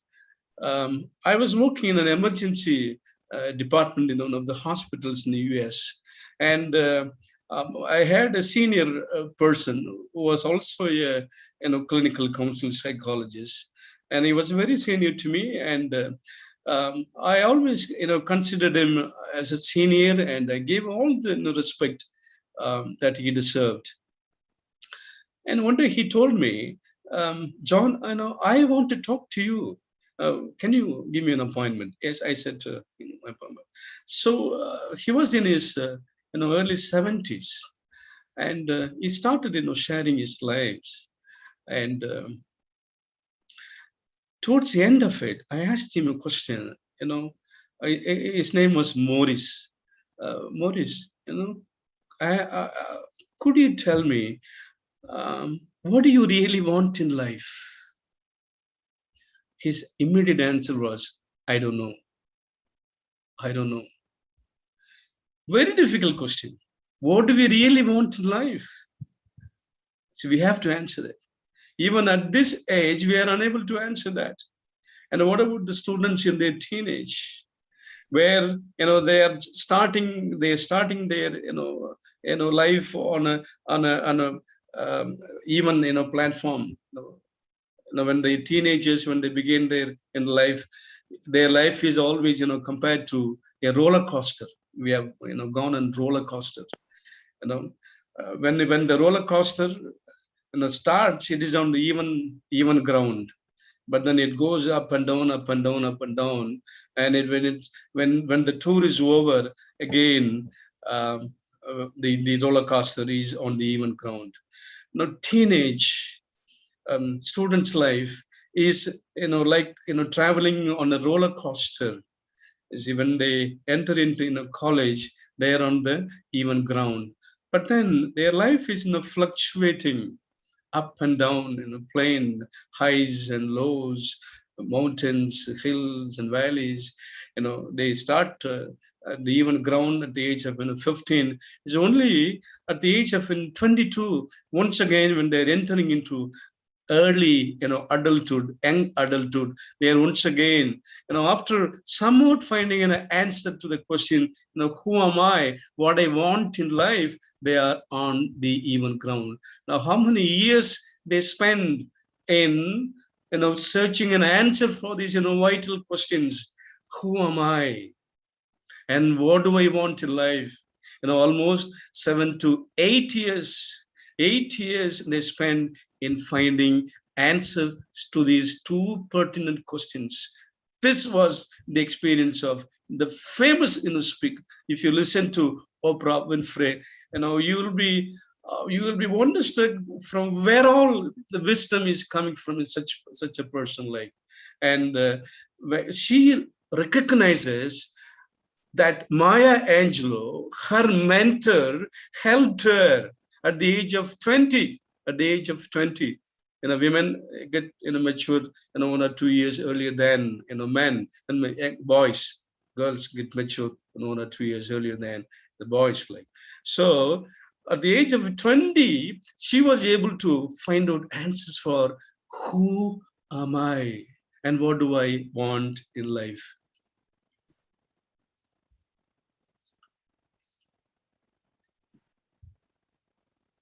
Now here, PV Sindhu, she was always under the impression that Chinese are unbeatable in tennis. But then it was her mentor and coach, Piola Kobichand.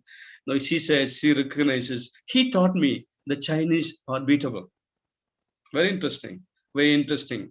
So we can instill that kind of belief and confidence that to our students, hey, this is possible for you. You see, and that belief, that confidence can only come from the mentors, the teachers. See, many times youngsters, they don't listen to their parents. They listen to their peer group, but then when the teachers tell them, they listen to the teachers. So as teachers, we have all the more responsibility to help the youngsters, to instill in them the kind of confidence that, hey, this is in you, this skill is in you, this capacity is in you, this vision is in you, this motive is in you. You go ahead, I am with you. What the students are expecting from us, a kind of support and encouragement, and the teacher is with us. We can go ahead. I'm doing this research project. The teacher is there, the mentor is there, my guide is there, my coach is there. I can complete this. With him, I can complete this. With him, everything is possible. You see, such kind of confidence, if you're able to instill in our students, in the mentees, I think we will be deserving all appreciations as mentors. Okay. Now, why do we need mentoring for youngsters, for undergraduate students? I think they are planning to introduce this program for undergraduate students. Now, Elizabeth Harlock says, why? Because of this age, developmental age, adolescence. See, biologically, sociologically, psychologically, and culturally, they are experiencing a change beginning from their body, biological experiences. Every day, every moment, every second is changing. Today, I'm 40, and tomorrow I'm 40.5 kilos of weight. Today, changing. changing in the biological world, changing in sociological world, changing in psychological world. So therefore, Elizabeth Hurlock in her book says the adolescence is a period of dreaded age. Dreaded is a very strong age, strong word. So they need mentoring. You see, many times we think, when students have grown over our shoulders these days, our children, they are taller than us. We when we see that they have grown over the shoulders, we think that they don't need our guidance. Parents, especially, they think, and teachers also think that they don't need it. In fact, this is the time that they need our guidance, because this is the time that they are experiencing enormous changes in their life. Enormous changes in their lives. About what? That's what Erik Erikson says in his when he talks about adolescence. The stage of adolescence is a period of search. It's a period of search from a psychosocial perspective. The mind is in search. Where? In the society. They are outside. They are, they are like, boxers outside the rings. Lot of energy, lot of, stamina. You leave them inside, boxing rings, they can fight. They have so much of energy. They are, like, boxers outside the rings with a lot of unspent energy. It is our responsibility to channelize all those unspent energy and help them to channelize their unspent energy, not for destructive purposes, but for constructive purposes.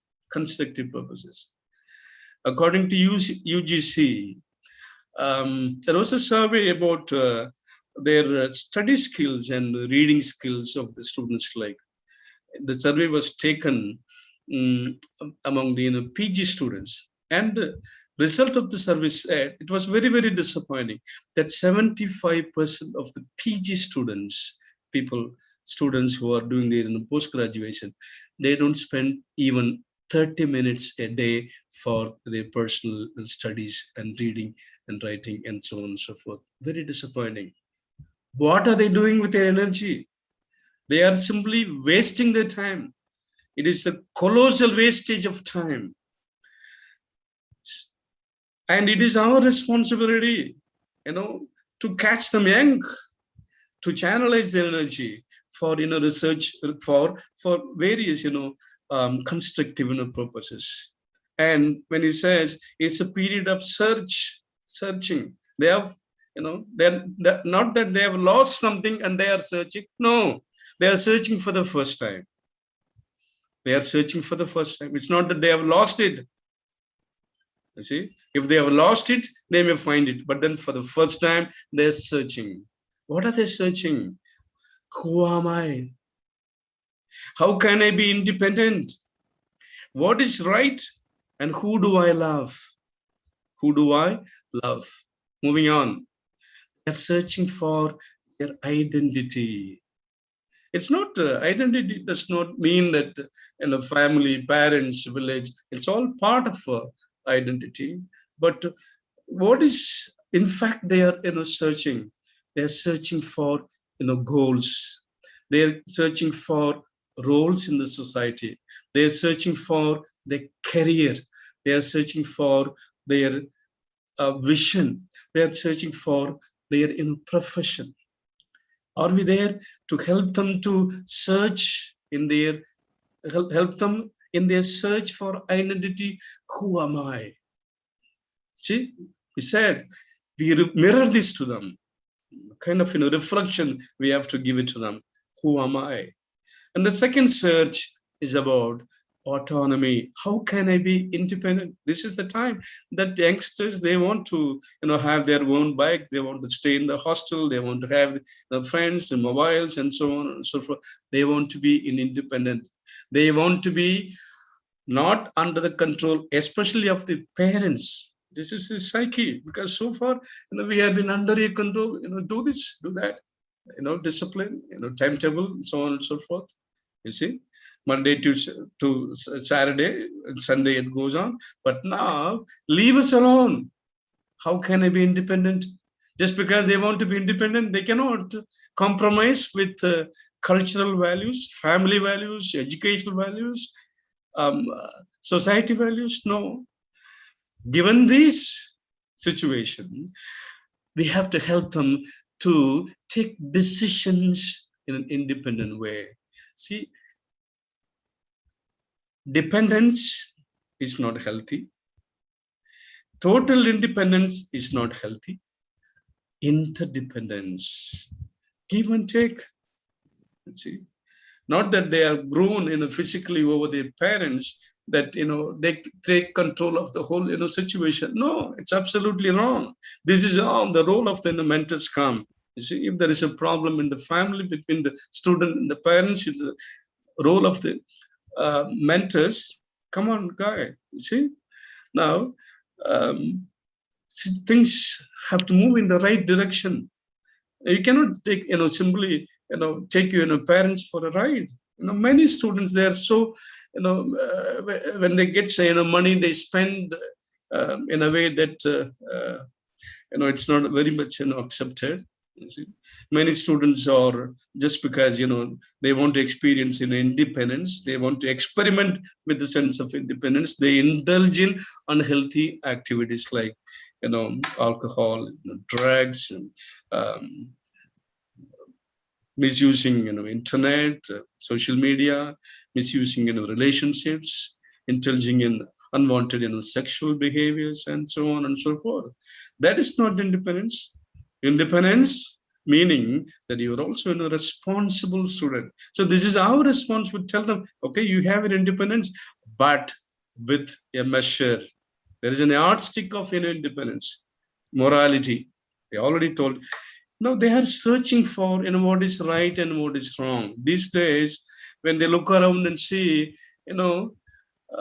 anything can be done in some places. Anything can be done, and people can go scot-free. You can do any harm to any people, but people still go scot-free. So they are very confused. What is right and what is wrong? If a teacher he speaks about punctuality, but then he is not punctual. Now definitely, what will happen the next time? The students will not be punctual. So he's confused. He's living in a confused state of mind. That's because he sees in the society, and his mind sees in the society, hey, now what is right and what is wrong? What should I do? Who should tell me? Who will tell me what should I do? What I should not do? Of course, there comes the role of the mentors. And the final question, intimacy. This is a time, students look for meaningful relationships. Try to develop relationships. And the important and vital question they ask is, who do I love? These days, we know what it is to like. See, there's nothing wrong in a boy and a girl relating, but as far as possible, if there is openness, transparency, guidance, counseling, and mentoring, definitely the relationship go on. But the moment there is privacy, secrecy, no mentoring, no counseling, quietness, resistance, you become introvert. Somebody asked me about introvert. Just find out about his relationship with someone, maybe the opposite sex, because this is time that they're searching for someone. Who do I love? So these are the core issues that the students of today, they are facing. Therefore, mentoring becomes very, very vital. And what are the problems that they are facing? What are the problems that they're facing? See, these are the problems. The teenage brain is filled with all these problems. Lack of concentration, attending skills, lack of motivation, lack of goals, time management. I said, colossal waste of time. Sometimes, students, they don't read even one page a day. See, when they are till 12th standard, they read such a lot of things. But when they reach college, that's the opposite. Like, and they experience phobia, fear, anger, anxiety, guilt, low self-esteem, depression, interpersonal relationships, stress, addictions to social media, alcohol and drugs, conflict resolution, friendship, peer pressure, and sexual problems, and suicidal ideations, and so on and so forth. These are some of the key vital problems. This is the problems that I have encountered with the students, and this chart clearly gives you an example of what type of problems and what type of students come for mentoring and professional counseling. See, mentoring is an offshoot of counseling. A mentor is a trained mentor. He also knows some of the basic rudiments of counseling. So therefore, you see, for example, academic problems, 15%, interpersonal issues, 15%, career guidance, 10%, time management and goal setting, 13%, stress related issues, 5%, lack of motivation, 10%, emotional issues, the top 20%, peer pressure, 4%, suicidal ideation, so it goes on like that. These are some of the problems faced by students and the percentage of student. Therefore, it is high time that we take this monitoring program very, very seriously. You see it. Moving on. Now, what are the challenges of mentoring? We know what is mentoring. We know why do we need mentoring, but we have some challenges of mentoring given in our own institutions. Like, see, many times there's a kind of indifference from some quarters of the institutions. Like, it's not from the administration. It could be from the senior faculty. They may say, we are busy with our, we are subject experts. We are busy with. Not all. Yes, yeah. I have known, some of the senior professors. They volunteer to be, mentors, and they have been wonderful mentors for very, very, very long time. You see, do your own thing. You don't touch me, I don't touch you. You just mind your business. You mind your business, I mind my business, and we have clear-cut boundaries. Like, and what about young faculty? They have a lot of responsibilities, but they are unable to take independent decisions. Like it's a kind of sink or swim, either sinking or swimming. Like it's in between. Like, and for a program to be successful, you need the absolute support of the management. And I'm glad that your college and associated colleges has come up with this program, and you're taking it seriously to introduce this for the third AUG students. And it is not an individual responsibility, it's a collective responsibility. You see, it is a collective responsibility. Moving on, some of the barriers of mentoring. Choosing of mentors.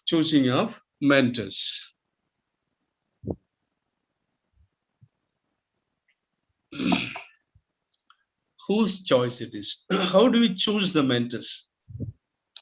Do we make every teacher as mentors? Or do we ask for volunteers to be mentors? So it's a question that the institution has to decide. And another barrier of mentoring is a conflict of roles and conflict of interest. You see, there is no question of conflict of roles in mentoring. Our roles must be very, very clear. There should not be any conflict of interest.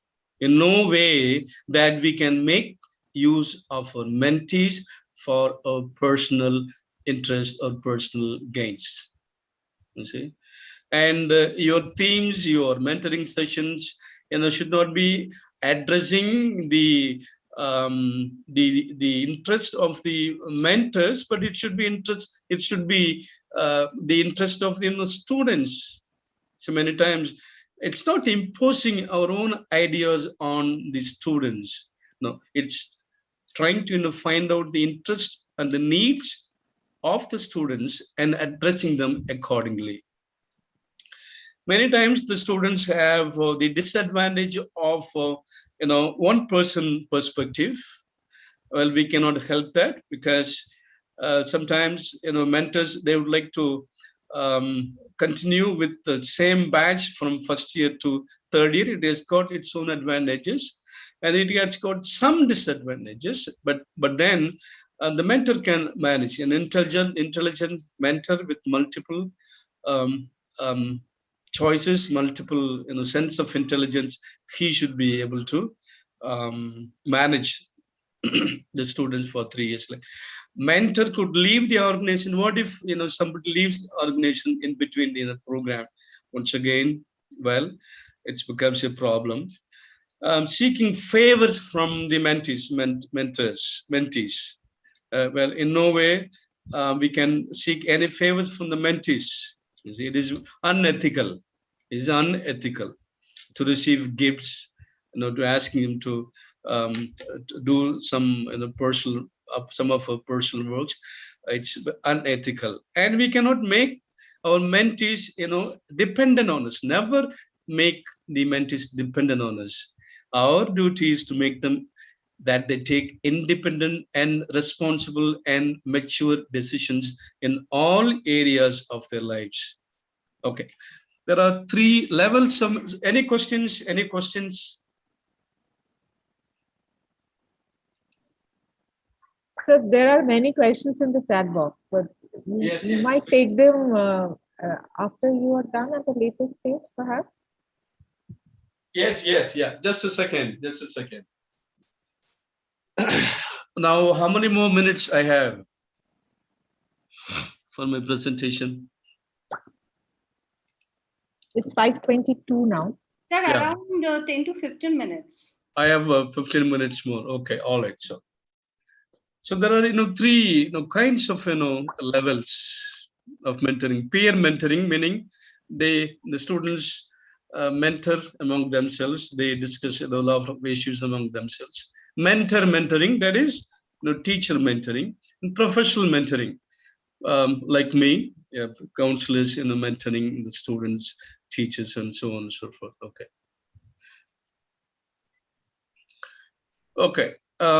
We get into some of the procedure and strategies. Like, okay, we need to have the usually the ideal composition of mentoring is that it's 1:20 or 1:15. Okay, the ambience, well, classrooms, any conducive atmosphere, and every there are formal mentoring and there is informal mentoring. So what do we do is that earlier times, once a month, we had formal mentoring. It is structural program. We have 5 hours for each hour lasting for 55 minutes. But when we have mentoring program, we have all the 5 hours, but then we have a staggered program. All the 5 hours for 40 minutes and mentoring for 1 hour. Mentoring for 1 hour. Earlier we had once a month, but when we introduced this program for the whole college, we couldn't do it for once a month. What we did, we have formal mentoring once in 2 months and informal mentoring as and when the mentor is available, as and when the mentee wants to meet the mentor. And for we have a mentoring workbook. We have a mentoring workbook. And in the workbook, contains all the records, the problems, interventions that are maintained by the mentors, not the mentees. Okay. Now, who do you want to introduce this program? For first UG or to all the, 3 years? How do you divide the groups? You want to mingle the groups, or you want to keep it department wise? And one mentor for 10 to 20 students is an ideal proposition. 1:15 or 1:20. And regulation of meetings and maintenance of records is a must, and records must be maintained by the mentor. And references can be made if the mentors cannot manage the psychological problems. Usually there are professional counselors, and the students should be referred to them. And you need to have a mentoring coordinator. It's not enough that the department coordinates the whole program. There should be a common coordinator to coordinate the programs of all the departments. And after each mentors meeting, there is a feedback form. Each mentor gives the feedback form to the mentoring coordinator, and the mentoring coordinator compiles a final report and gives a final report to the administration. And if there are any issues that the administrators, for example, if there are relationship problems between the teachers and the students, if there are some difficulties in CAA mark allocations or examinations and some practices, something like, if there are some differences of opinions, and it should be brought to the notice of the administrator. The administrator, privately and confidentially, will pass on the message that the students from this department, it is their need, and so on. And mind you, mentoring is not a form for making complaints. No, it's not about infrastructure. We do not encourage students to talk about infrastructural facilities. Not talking about infrastructural facilities at all. It's for purely mentoring.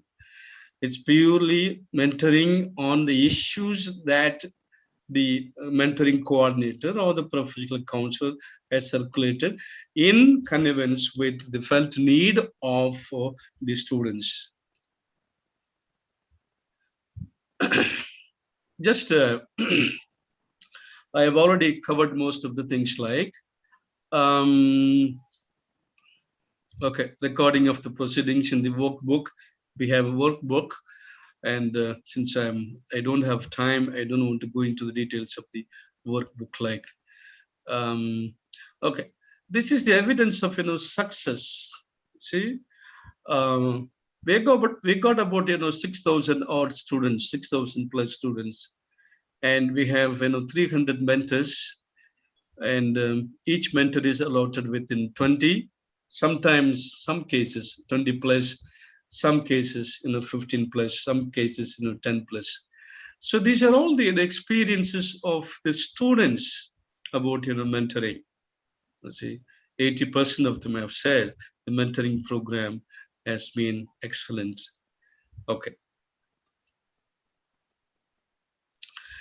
And every institution, I have developed a model based on Arnold Lazarus multimodal therapy that's centered around developing a basic ID, behavior and affect, sense,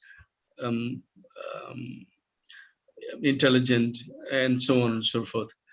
And there is a checklist of the proceedings, working model, mentoring through the year. And there are ethical guidance for boys mentor and girls mentor. So avoid sending men for mentoring girls, though there is no harm in that, but girls will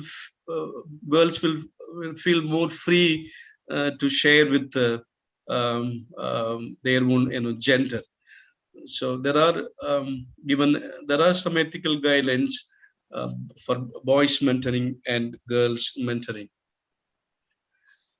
Okay, now I have how many more minutes? Like, okay, I have 15 more minutes. All right. So I want some volunteers, 10 volunteers. Quickly, 10 volunteers.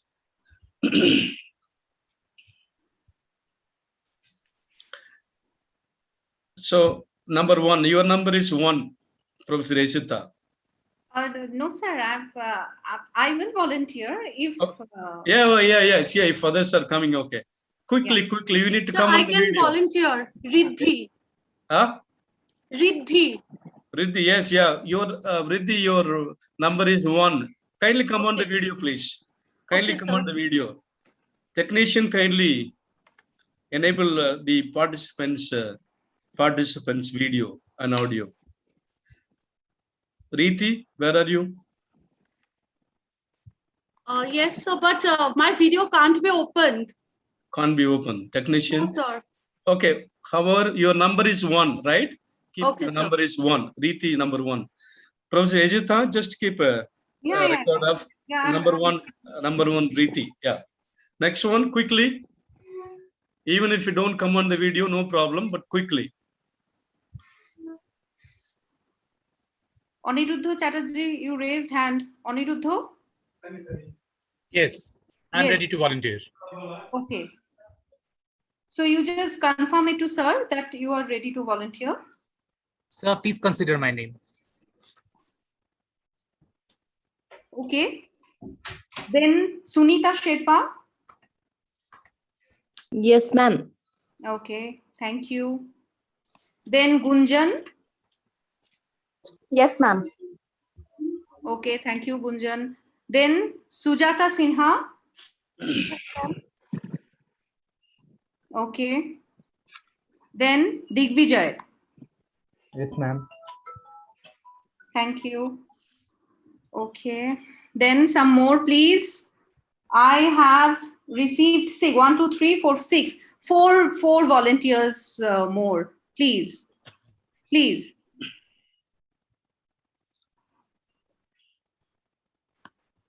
Okay, consider me Ishita Barbie Okay, from Scottish. Barbie. Thank you, Barbie.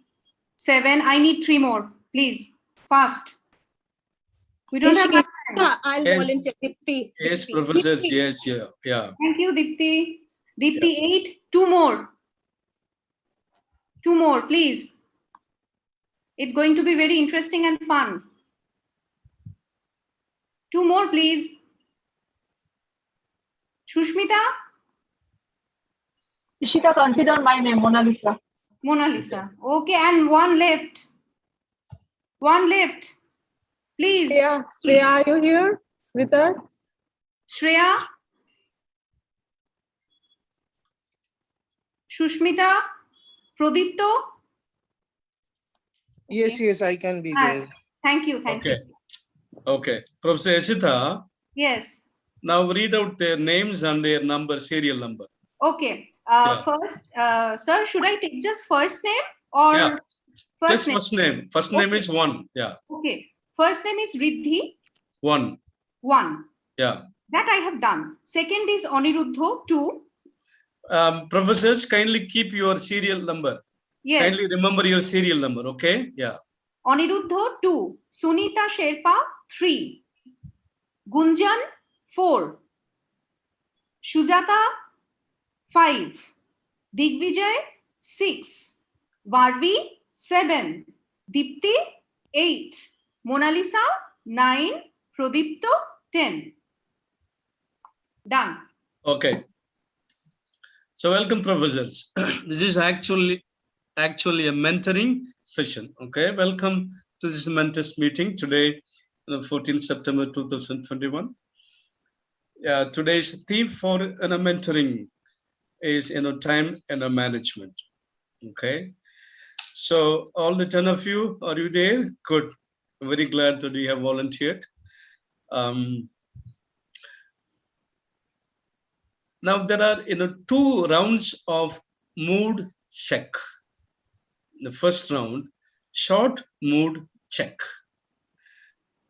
You will speak about your current mood in 1 word, just 1 word. For example, anxious. Number 1 will sit. It goes in the serial order. Nobody will be left out from 1 to 10.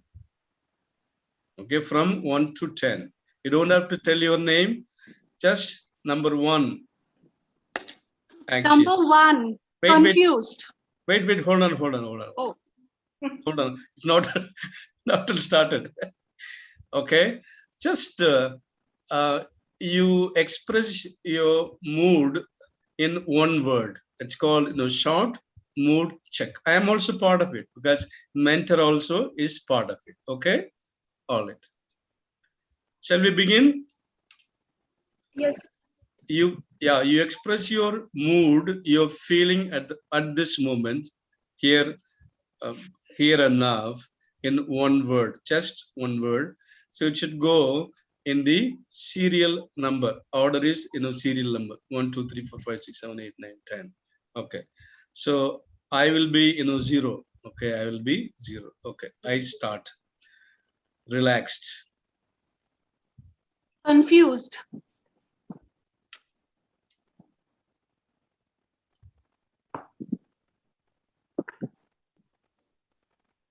Who is number 2? Number 2, hopeful. Yes. Number 2, hopeful.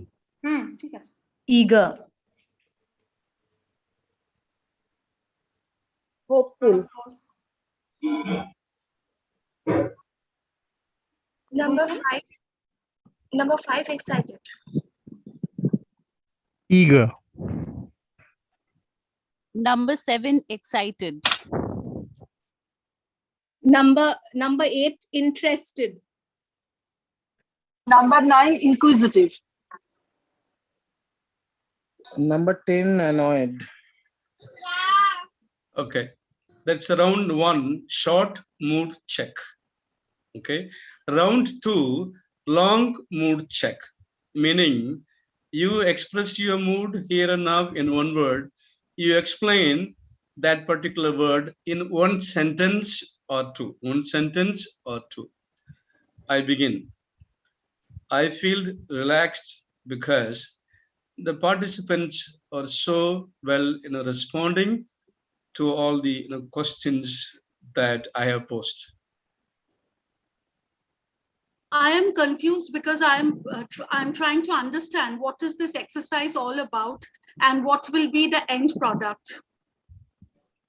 I am hopeful because I expect I will get to learn something new out of this exercise. I was eager to know what this game or exercise will be. Thank you. I am hopeful because at the end, I am trying to get some interesting result.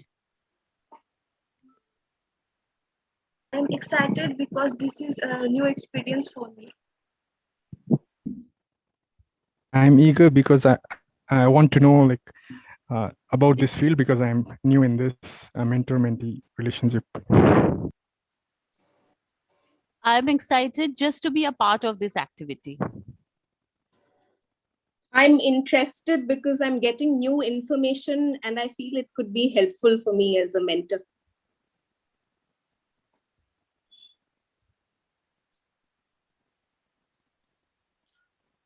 Well, all 10 have completed? No. 2 left. Yes, yeah. Left. Number 9. Who is number 9? Mona Lisa. Yeah, Mona Lisa, yes. Mona Lisa?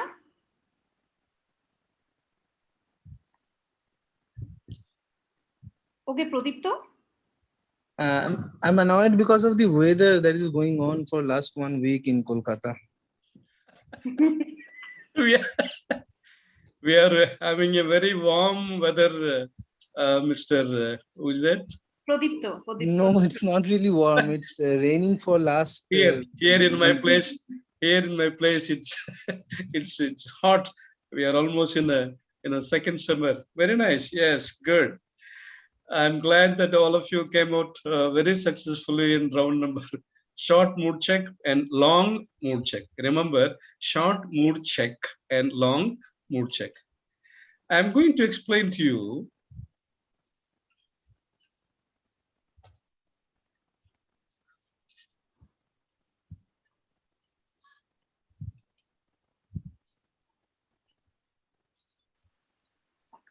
It's stuck up.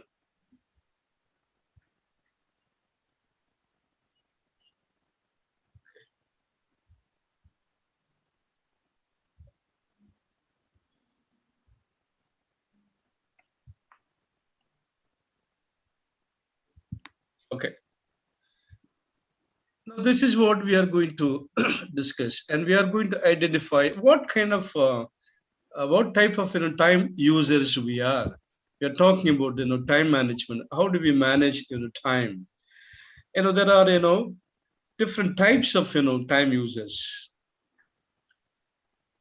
Number one, preemptive users. One of the characteristics, they do their work well ahead of the time. They are very particular about quality of work. But then they can also put pressure on others because they do it early. Others, they may not do it on time, even on time. They will postpone it. So for those people who postpone things, it's a kind of pressure on them. And their self morale is very high. They don't like to be questioned by teachers or anybody. These preemptive users, most of the times, they are loners. They are loners. That's one type. Second type, people pleasers. I think they are the savior of their organization. They can never refuse any work. Always say yes, yes, yes. There is no in their dictionary. Why? They want to please, and they don't mind displeasing themselves. They overwork. People who overwork many times they go unnoticed because it may be their need. It's not the need of the institution or the department. It's like many people, they do that. Even if they overwork, they are dissatisfied. They have no satisfaction because it is actually it is their own need to overwork. Like they accumulate stress, they pile up their plates. They like to do the works of everybody. They like to pile up their plates, and they conform and never confront people. That's second type of time users. Third time, procrastinators. Our students are the best examples. See, procrastination is due to laziness, depressive symptoms in the sense disinterested in everything, lack of motivation, preoccupations with personal issues or unresolved issues, inability to perform, and they find lame excuses, not real excuses, lame excuses. Why are you late? Bus is late. Why are you late? It is raining. Okay, they think about starting, but then their bike never starts. Their system never starts. They keep on postponing. They are self-defeating and they are unproductive. They're anxious. So they are the third type. Okay. Fourth type, perfectionists. They have very high inflated, standard of life. You see, they don't like to be in a question. Very self-determined to complete their jobs. They have their very strong and internalized in moral system. They thirst for perfection. They may not complete on time. They may be completing late, and they may be experiencing, a kind of, obsessive, compulsive disorder because they think that they have to do it only in that, particular way. Therefore, they suffer from obsessive, compulsive disorders. Okay, now here are the time, managers. Who are the time managers? Who manages, time well? They have, clear set goals. They are rationalists. They are not the emotionalists. Emotions are good. Emotions can come in cluster.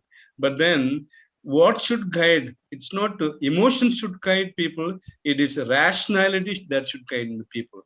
And time managers, are people whose rationality, guide, people. They are judicial users of time. They don't waste any time. No time is wasted. Busy like, busy like, bees, busy like, bees, very healthy. They want to, produce, they want to be, helpful to others. They care for self and they are also care for others. They are not, narcissistic.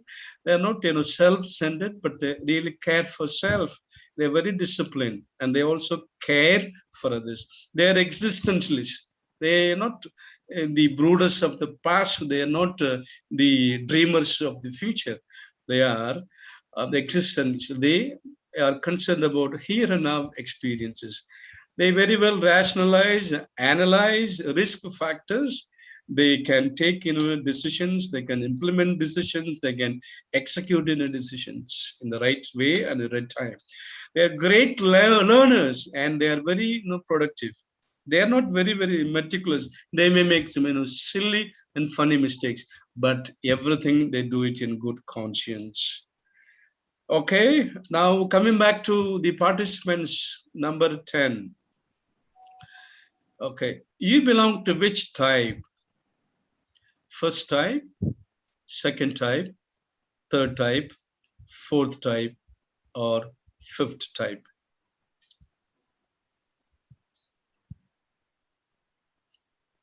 I think I belong to the first type sometimes, the fourth type sometimes,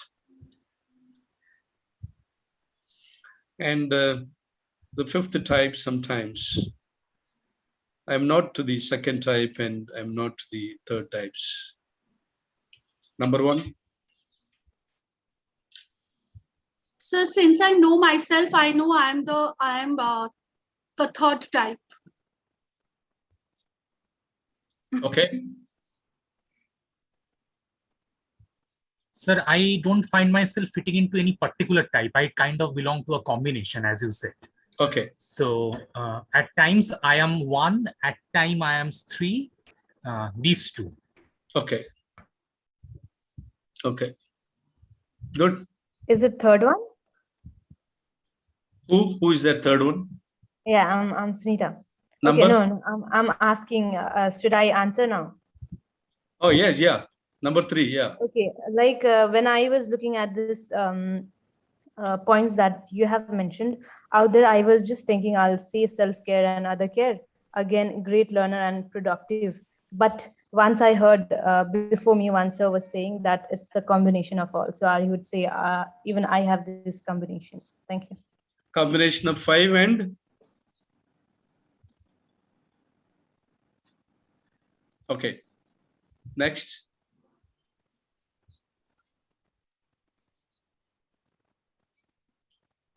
Number 4. Sorry, sir. In the middle, my network got messed up and I missed this part. Okay, we move on. Number 5.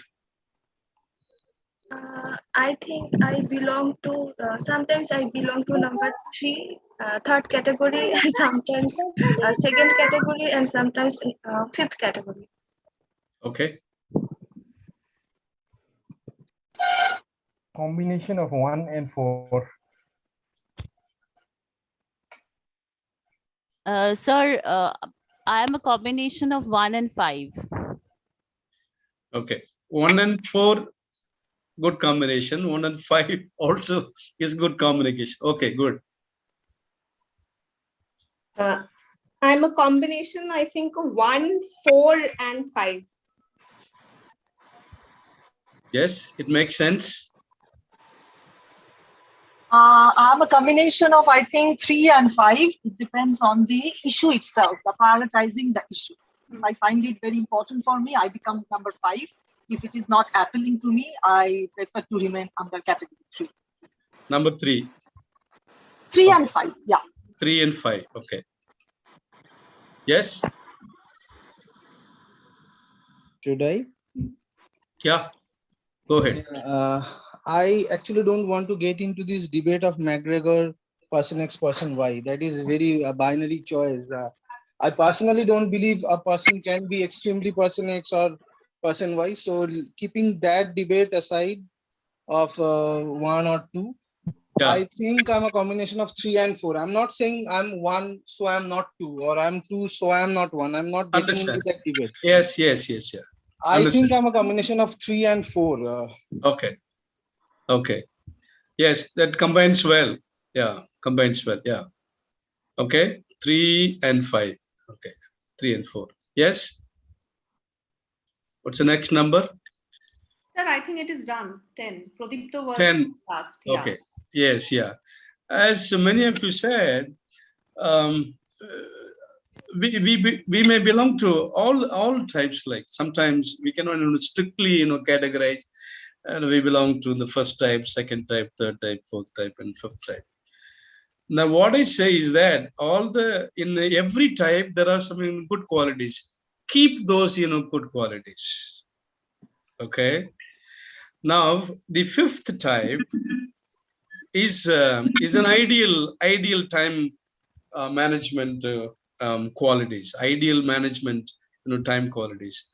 Keep all the good things in all the other types and try to integrate the fifth one. Then you will be on line. So keep all the good things in all the other four types and integrate with fifth. Okay. All right. Now, just closing comments for this modeling exercise. Number one, from a mentoring point of view, I thank you very much all the 10 participants for your active participation in all the 3 rounds. We can go on with analysis, but since we have no time, but we stop here. I'm very happy with all the participants for your prompt response, quick and prompt response for this exercise. Anybody else wants to make any comment on this exercise from these 10? Somebody said you were, yeah, quickly.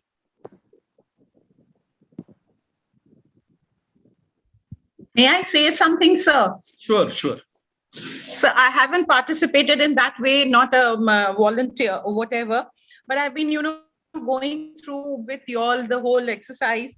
And I thank you very much because this has been absolutely so very self-revelatory for me. I have realized I have been the second group, people pleasers all through my life. Hence, I've now realized that I should change.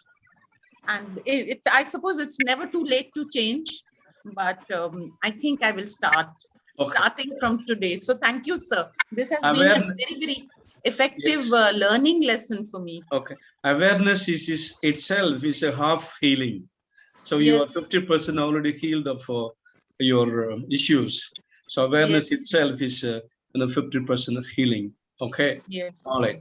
So finally, I want to play a video and I want to close this.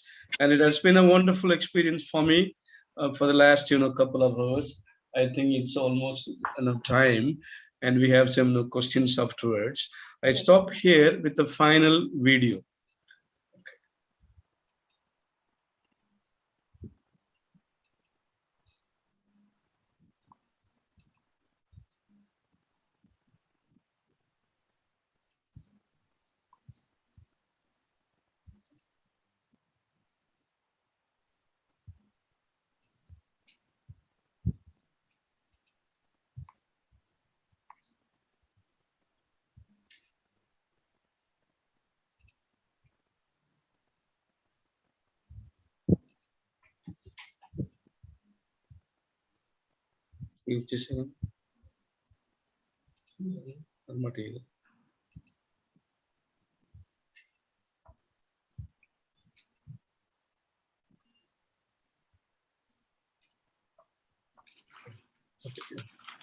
Okay. Yeah. Share screen. Wait. This one. Okay.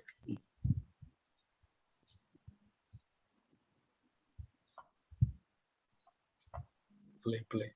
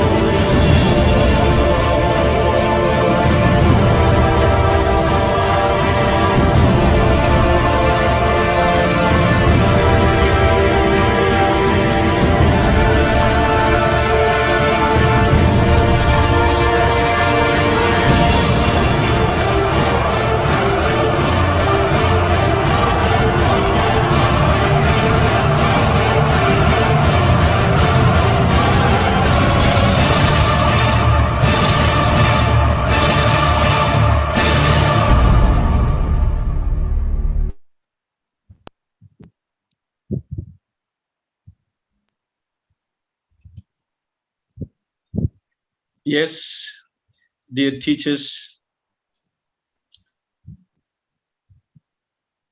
we try our level best that students believe with our support, encouragement, with our guidance and counseling, they can also chase all their dreams. We try and they will succeed. Thank you so much for this opportunity. It was a wonderful interactive session.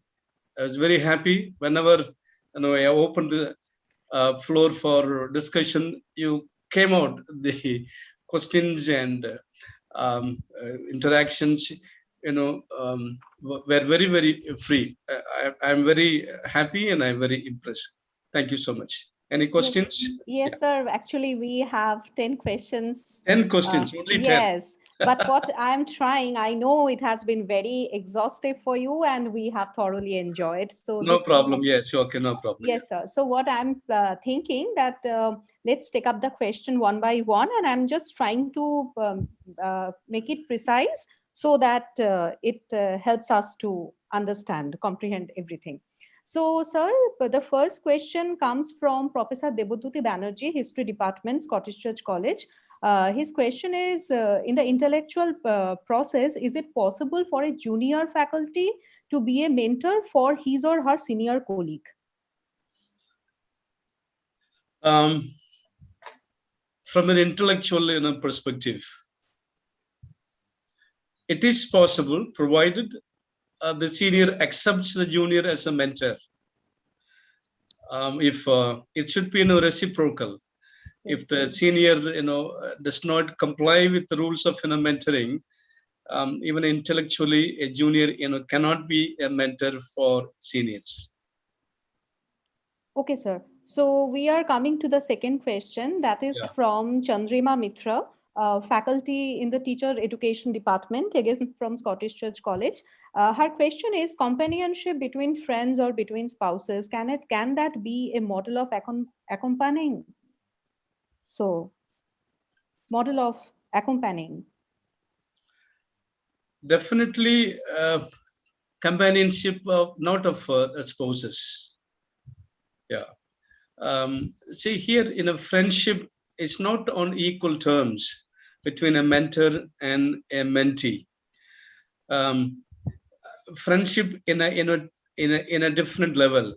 A mentor, with his beliefs, educational background, subject expertise, and everything, from an intellectual perspective, is much more much higher than the student, much more the student. So the level of friendship could be different. Like there are different levels of friendship. Yeah, the model of spouse, the model of friendship cannot be applied for a mentor and mentee relationship model. So the level is different. Level should be different. Otherwise, there will be problems. There will be issues. Okay, sir. So now we are coming to the third question, and this is from Dr. Riddhi Bhattacharya, the Department of History, and the same question has also been raised by Bhavana Khati. The question is, what is the difference between mentor and influencer, as there are many social influencers today, but they don't mentor us? So what is the main difference between the mentor and influencer? Influencer. Yeah. Yeah. No, see, mentors, mentor has got in a direct bonding, direct relationship with mentees, whereas social influences, they do not have any special relationship, special bonding with the people. Like we learn from social influences, and we also learn from mentors. We talked about the experience. But the only difference is that we experience it personally and professionally with mentors. We don't experience it with social influencers. Thank you, sir. Sir, now let's go to the next question. And again, the next question is coming from Dr. Riti Bhattacharya, Department of History, Scottish Church College. Can a person with low EQ be a good mentor? Does a mentor's emotional situation influences his or her mentoring? See, what should really guide us is our rationality, is our IQ. There are no rooms for low EQ or high EQ. We are with emotions. We are emotional people. Human beings are emotional peoples. And some people express it in different ways. Many people express it different ways. Like some people are overt. Some people are covert. They express it extrovertly, and some people they don't express it. But what is important is that for a mentor, it's so important that he is able to reason out and he is able to keep his emotions under check. If he doesn't keep his emotion under check, what will happen? He can mislead the mentee. He can make mistakes. Okay, so what is important is that if a person with low EQ, okay, I think he needs to have a senior mentor so that he balances his in emotional life, and he complements it with a strong IQ. Complements with strong IQ. Ultimately, our IQ should guide the students, not our EQ. Okay, sir. Thank you for this answer. Yeah. So let's move to the next question, and that is coming from Tina Mukherjee, faculty in microbiology, Scottish Church College. And her question is, as mentors, we are different. How this kind of difference can be overcome and, to give best to our students? See, there are guidelines of mentoring. If you go through, I have not touched any of the points that I have given you in the material for reading.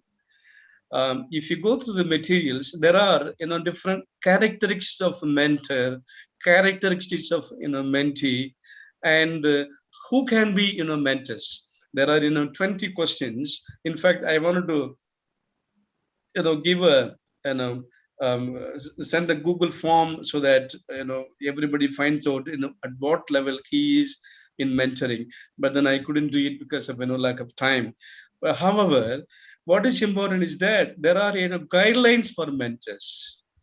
We are different, but then all of us are supposed to follow certain common minimum guidelines of mentoring. Common minimum guidelines are meant for every mentor. We may be different. Our approach may be mentor. Our models may be mentor. Our themes may be different. But we are supposed to follow some common minimum guidelines of mentoring, ethical guidelines of mentoring. Thank you, sir. Yes. Let's go to the next question. That is coming from Sujata Sinha, Salesian College, Siliguri, Department of Physics. She wanted to know about the limits of mentoring. Is there any limit of, are there the limits of mentoring?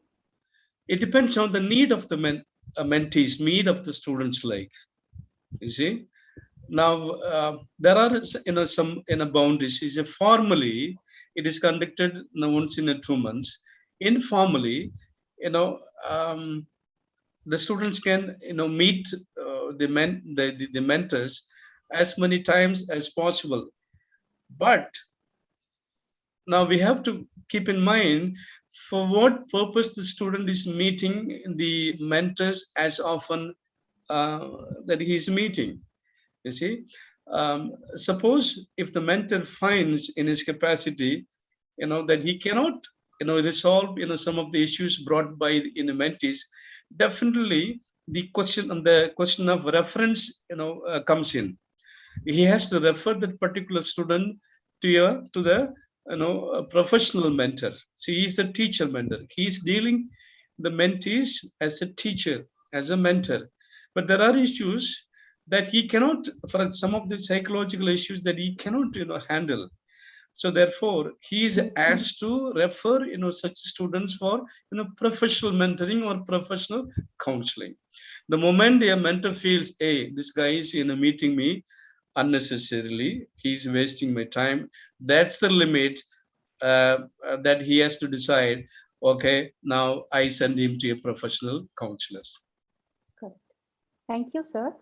The next question comes from Dr. Aniruddha Chatterjee, the Department of Zoology, Scottish Church College. And his question is a basic course on counseling for performing structured mentoring is required? Yes, it is required, because mentoring is an offshoot of, counseling.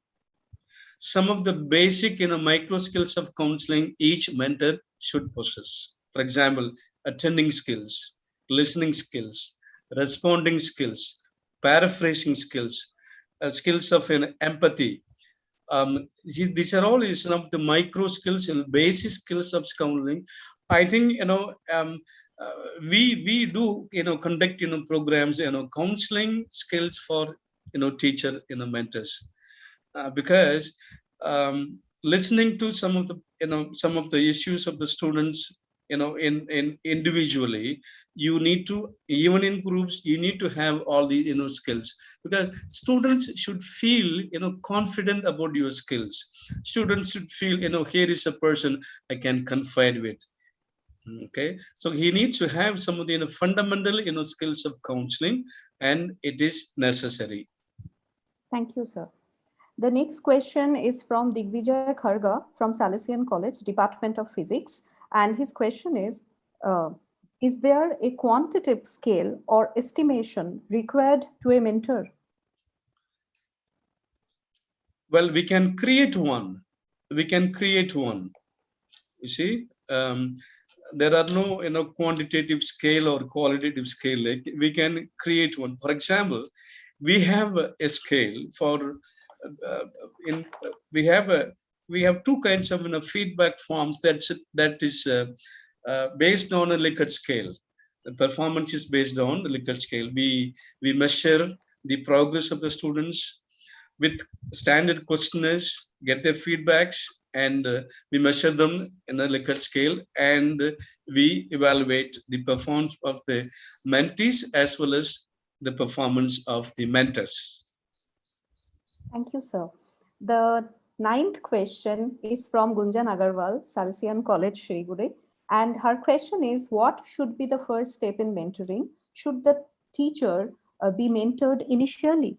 Should the teacher be mentored initially? The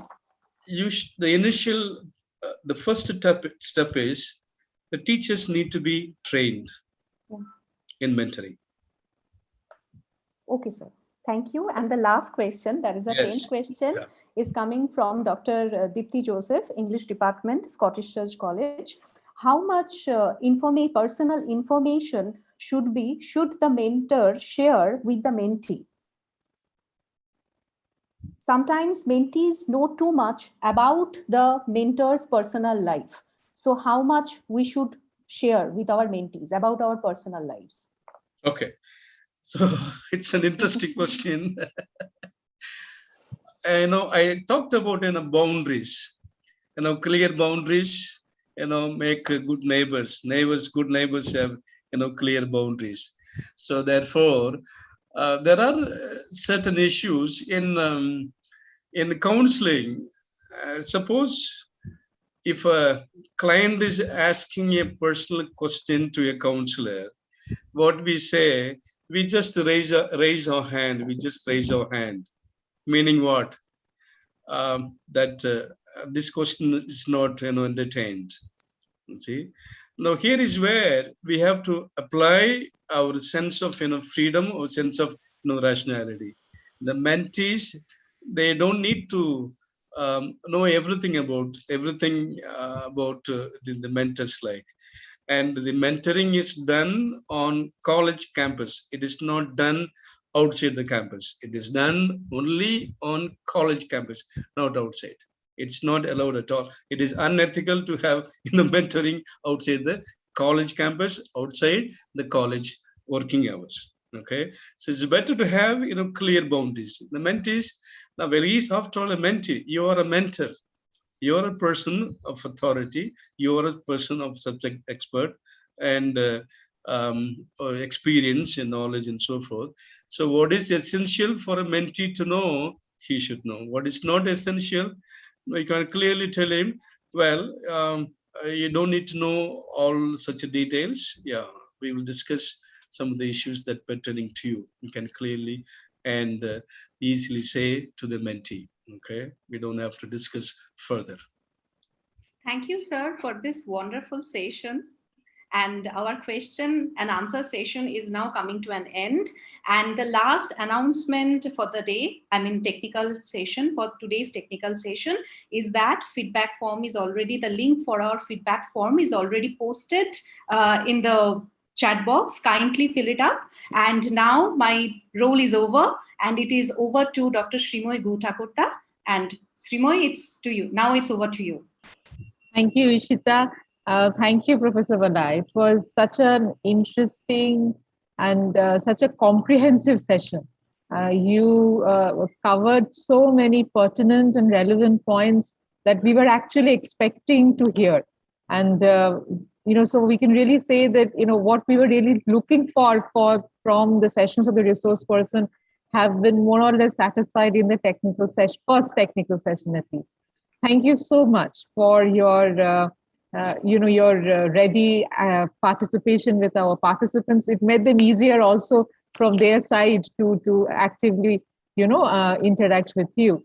So it was a lovely session. There is one question from Shejuti Shaha, Women's Christian College. She's asking whether you can share the presentation with the participants. Yes, I was just about to say that only. Okay, no problem. I will send it to you. I will share it with you. Okay. You can pass on to them. No problem. Yes. Then we can mail it to the ones who are present. Sure, no problem. I will send it to you. Okay, so we are done with day one. In spite of all the rain and the internet connectivity problems and the video issues that we had, but we have had such a fruitful, productive session. So many nice questions, good activity and participation from the participants. So can't wait for tomorrow. Again, my grateful thanks to Professor Balaya for joining us among your busy schedule and spending time with us. If you can be present with us tomorrow also, we will be very, very happy. And if you join us. I will try. Yes, I will try. Thank you, sir. Okay, thank you so much, Professor Ezita and Srimoy, right? You are Srimoy. Yes, okay. Yes. Am I pronouncing your name correctly? Yes. Sir. Yeah. Usually, people for the first time when they hear my name, they don't pronounce my name correctly. Yeah, it's Balaya. It's not Balaya. So we so just to correct. No problem. It's so fun. Sure. All right. Okay. So it was very interesting from my point of view. Also, I felt very free to interact with all the participants, and you were wonderful hosts. Okay, thank you so much, and I wish you all the best. I will share my presentation. I will send it to Professor Ezita. You can share it with your Okay, colleagues. sir. I'll do that. Okay. All right. Okay.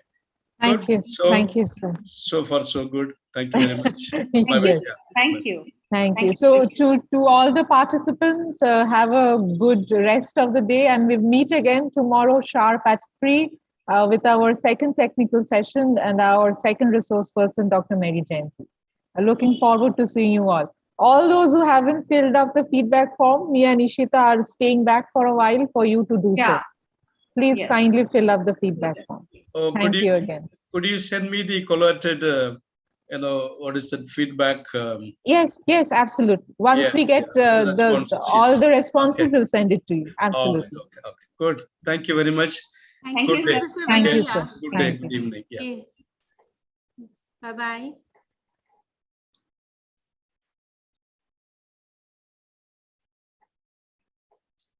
So good job by both of you. Thank See you tomorrow. Okay, Ishita. Yes. Thank you, Madhu Manjari. Thank you.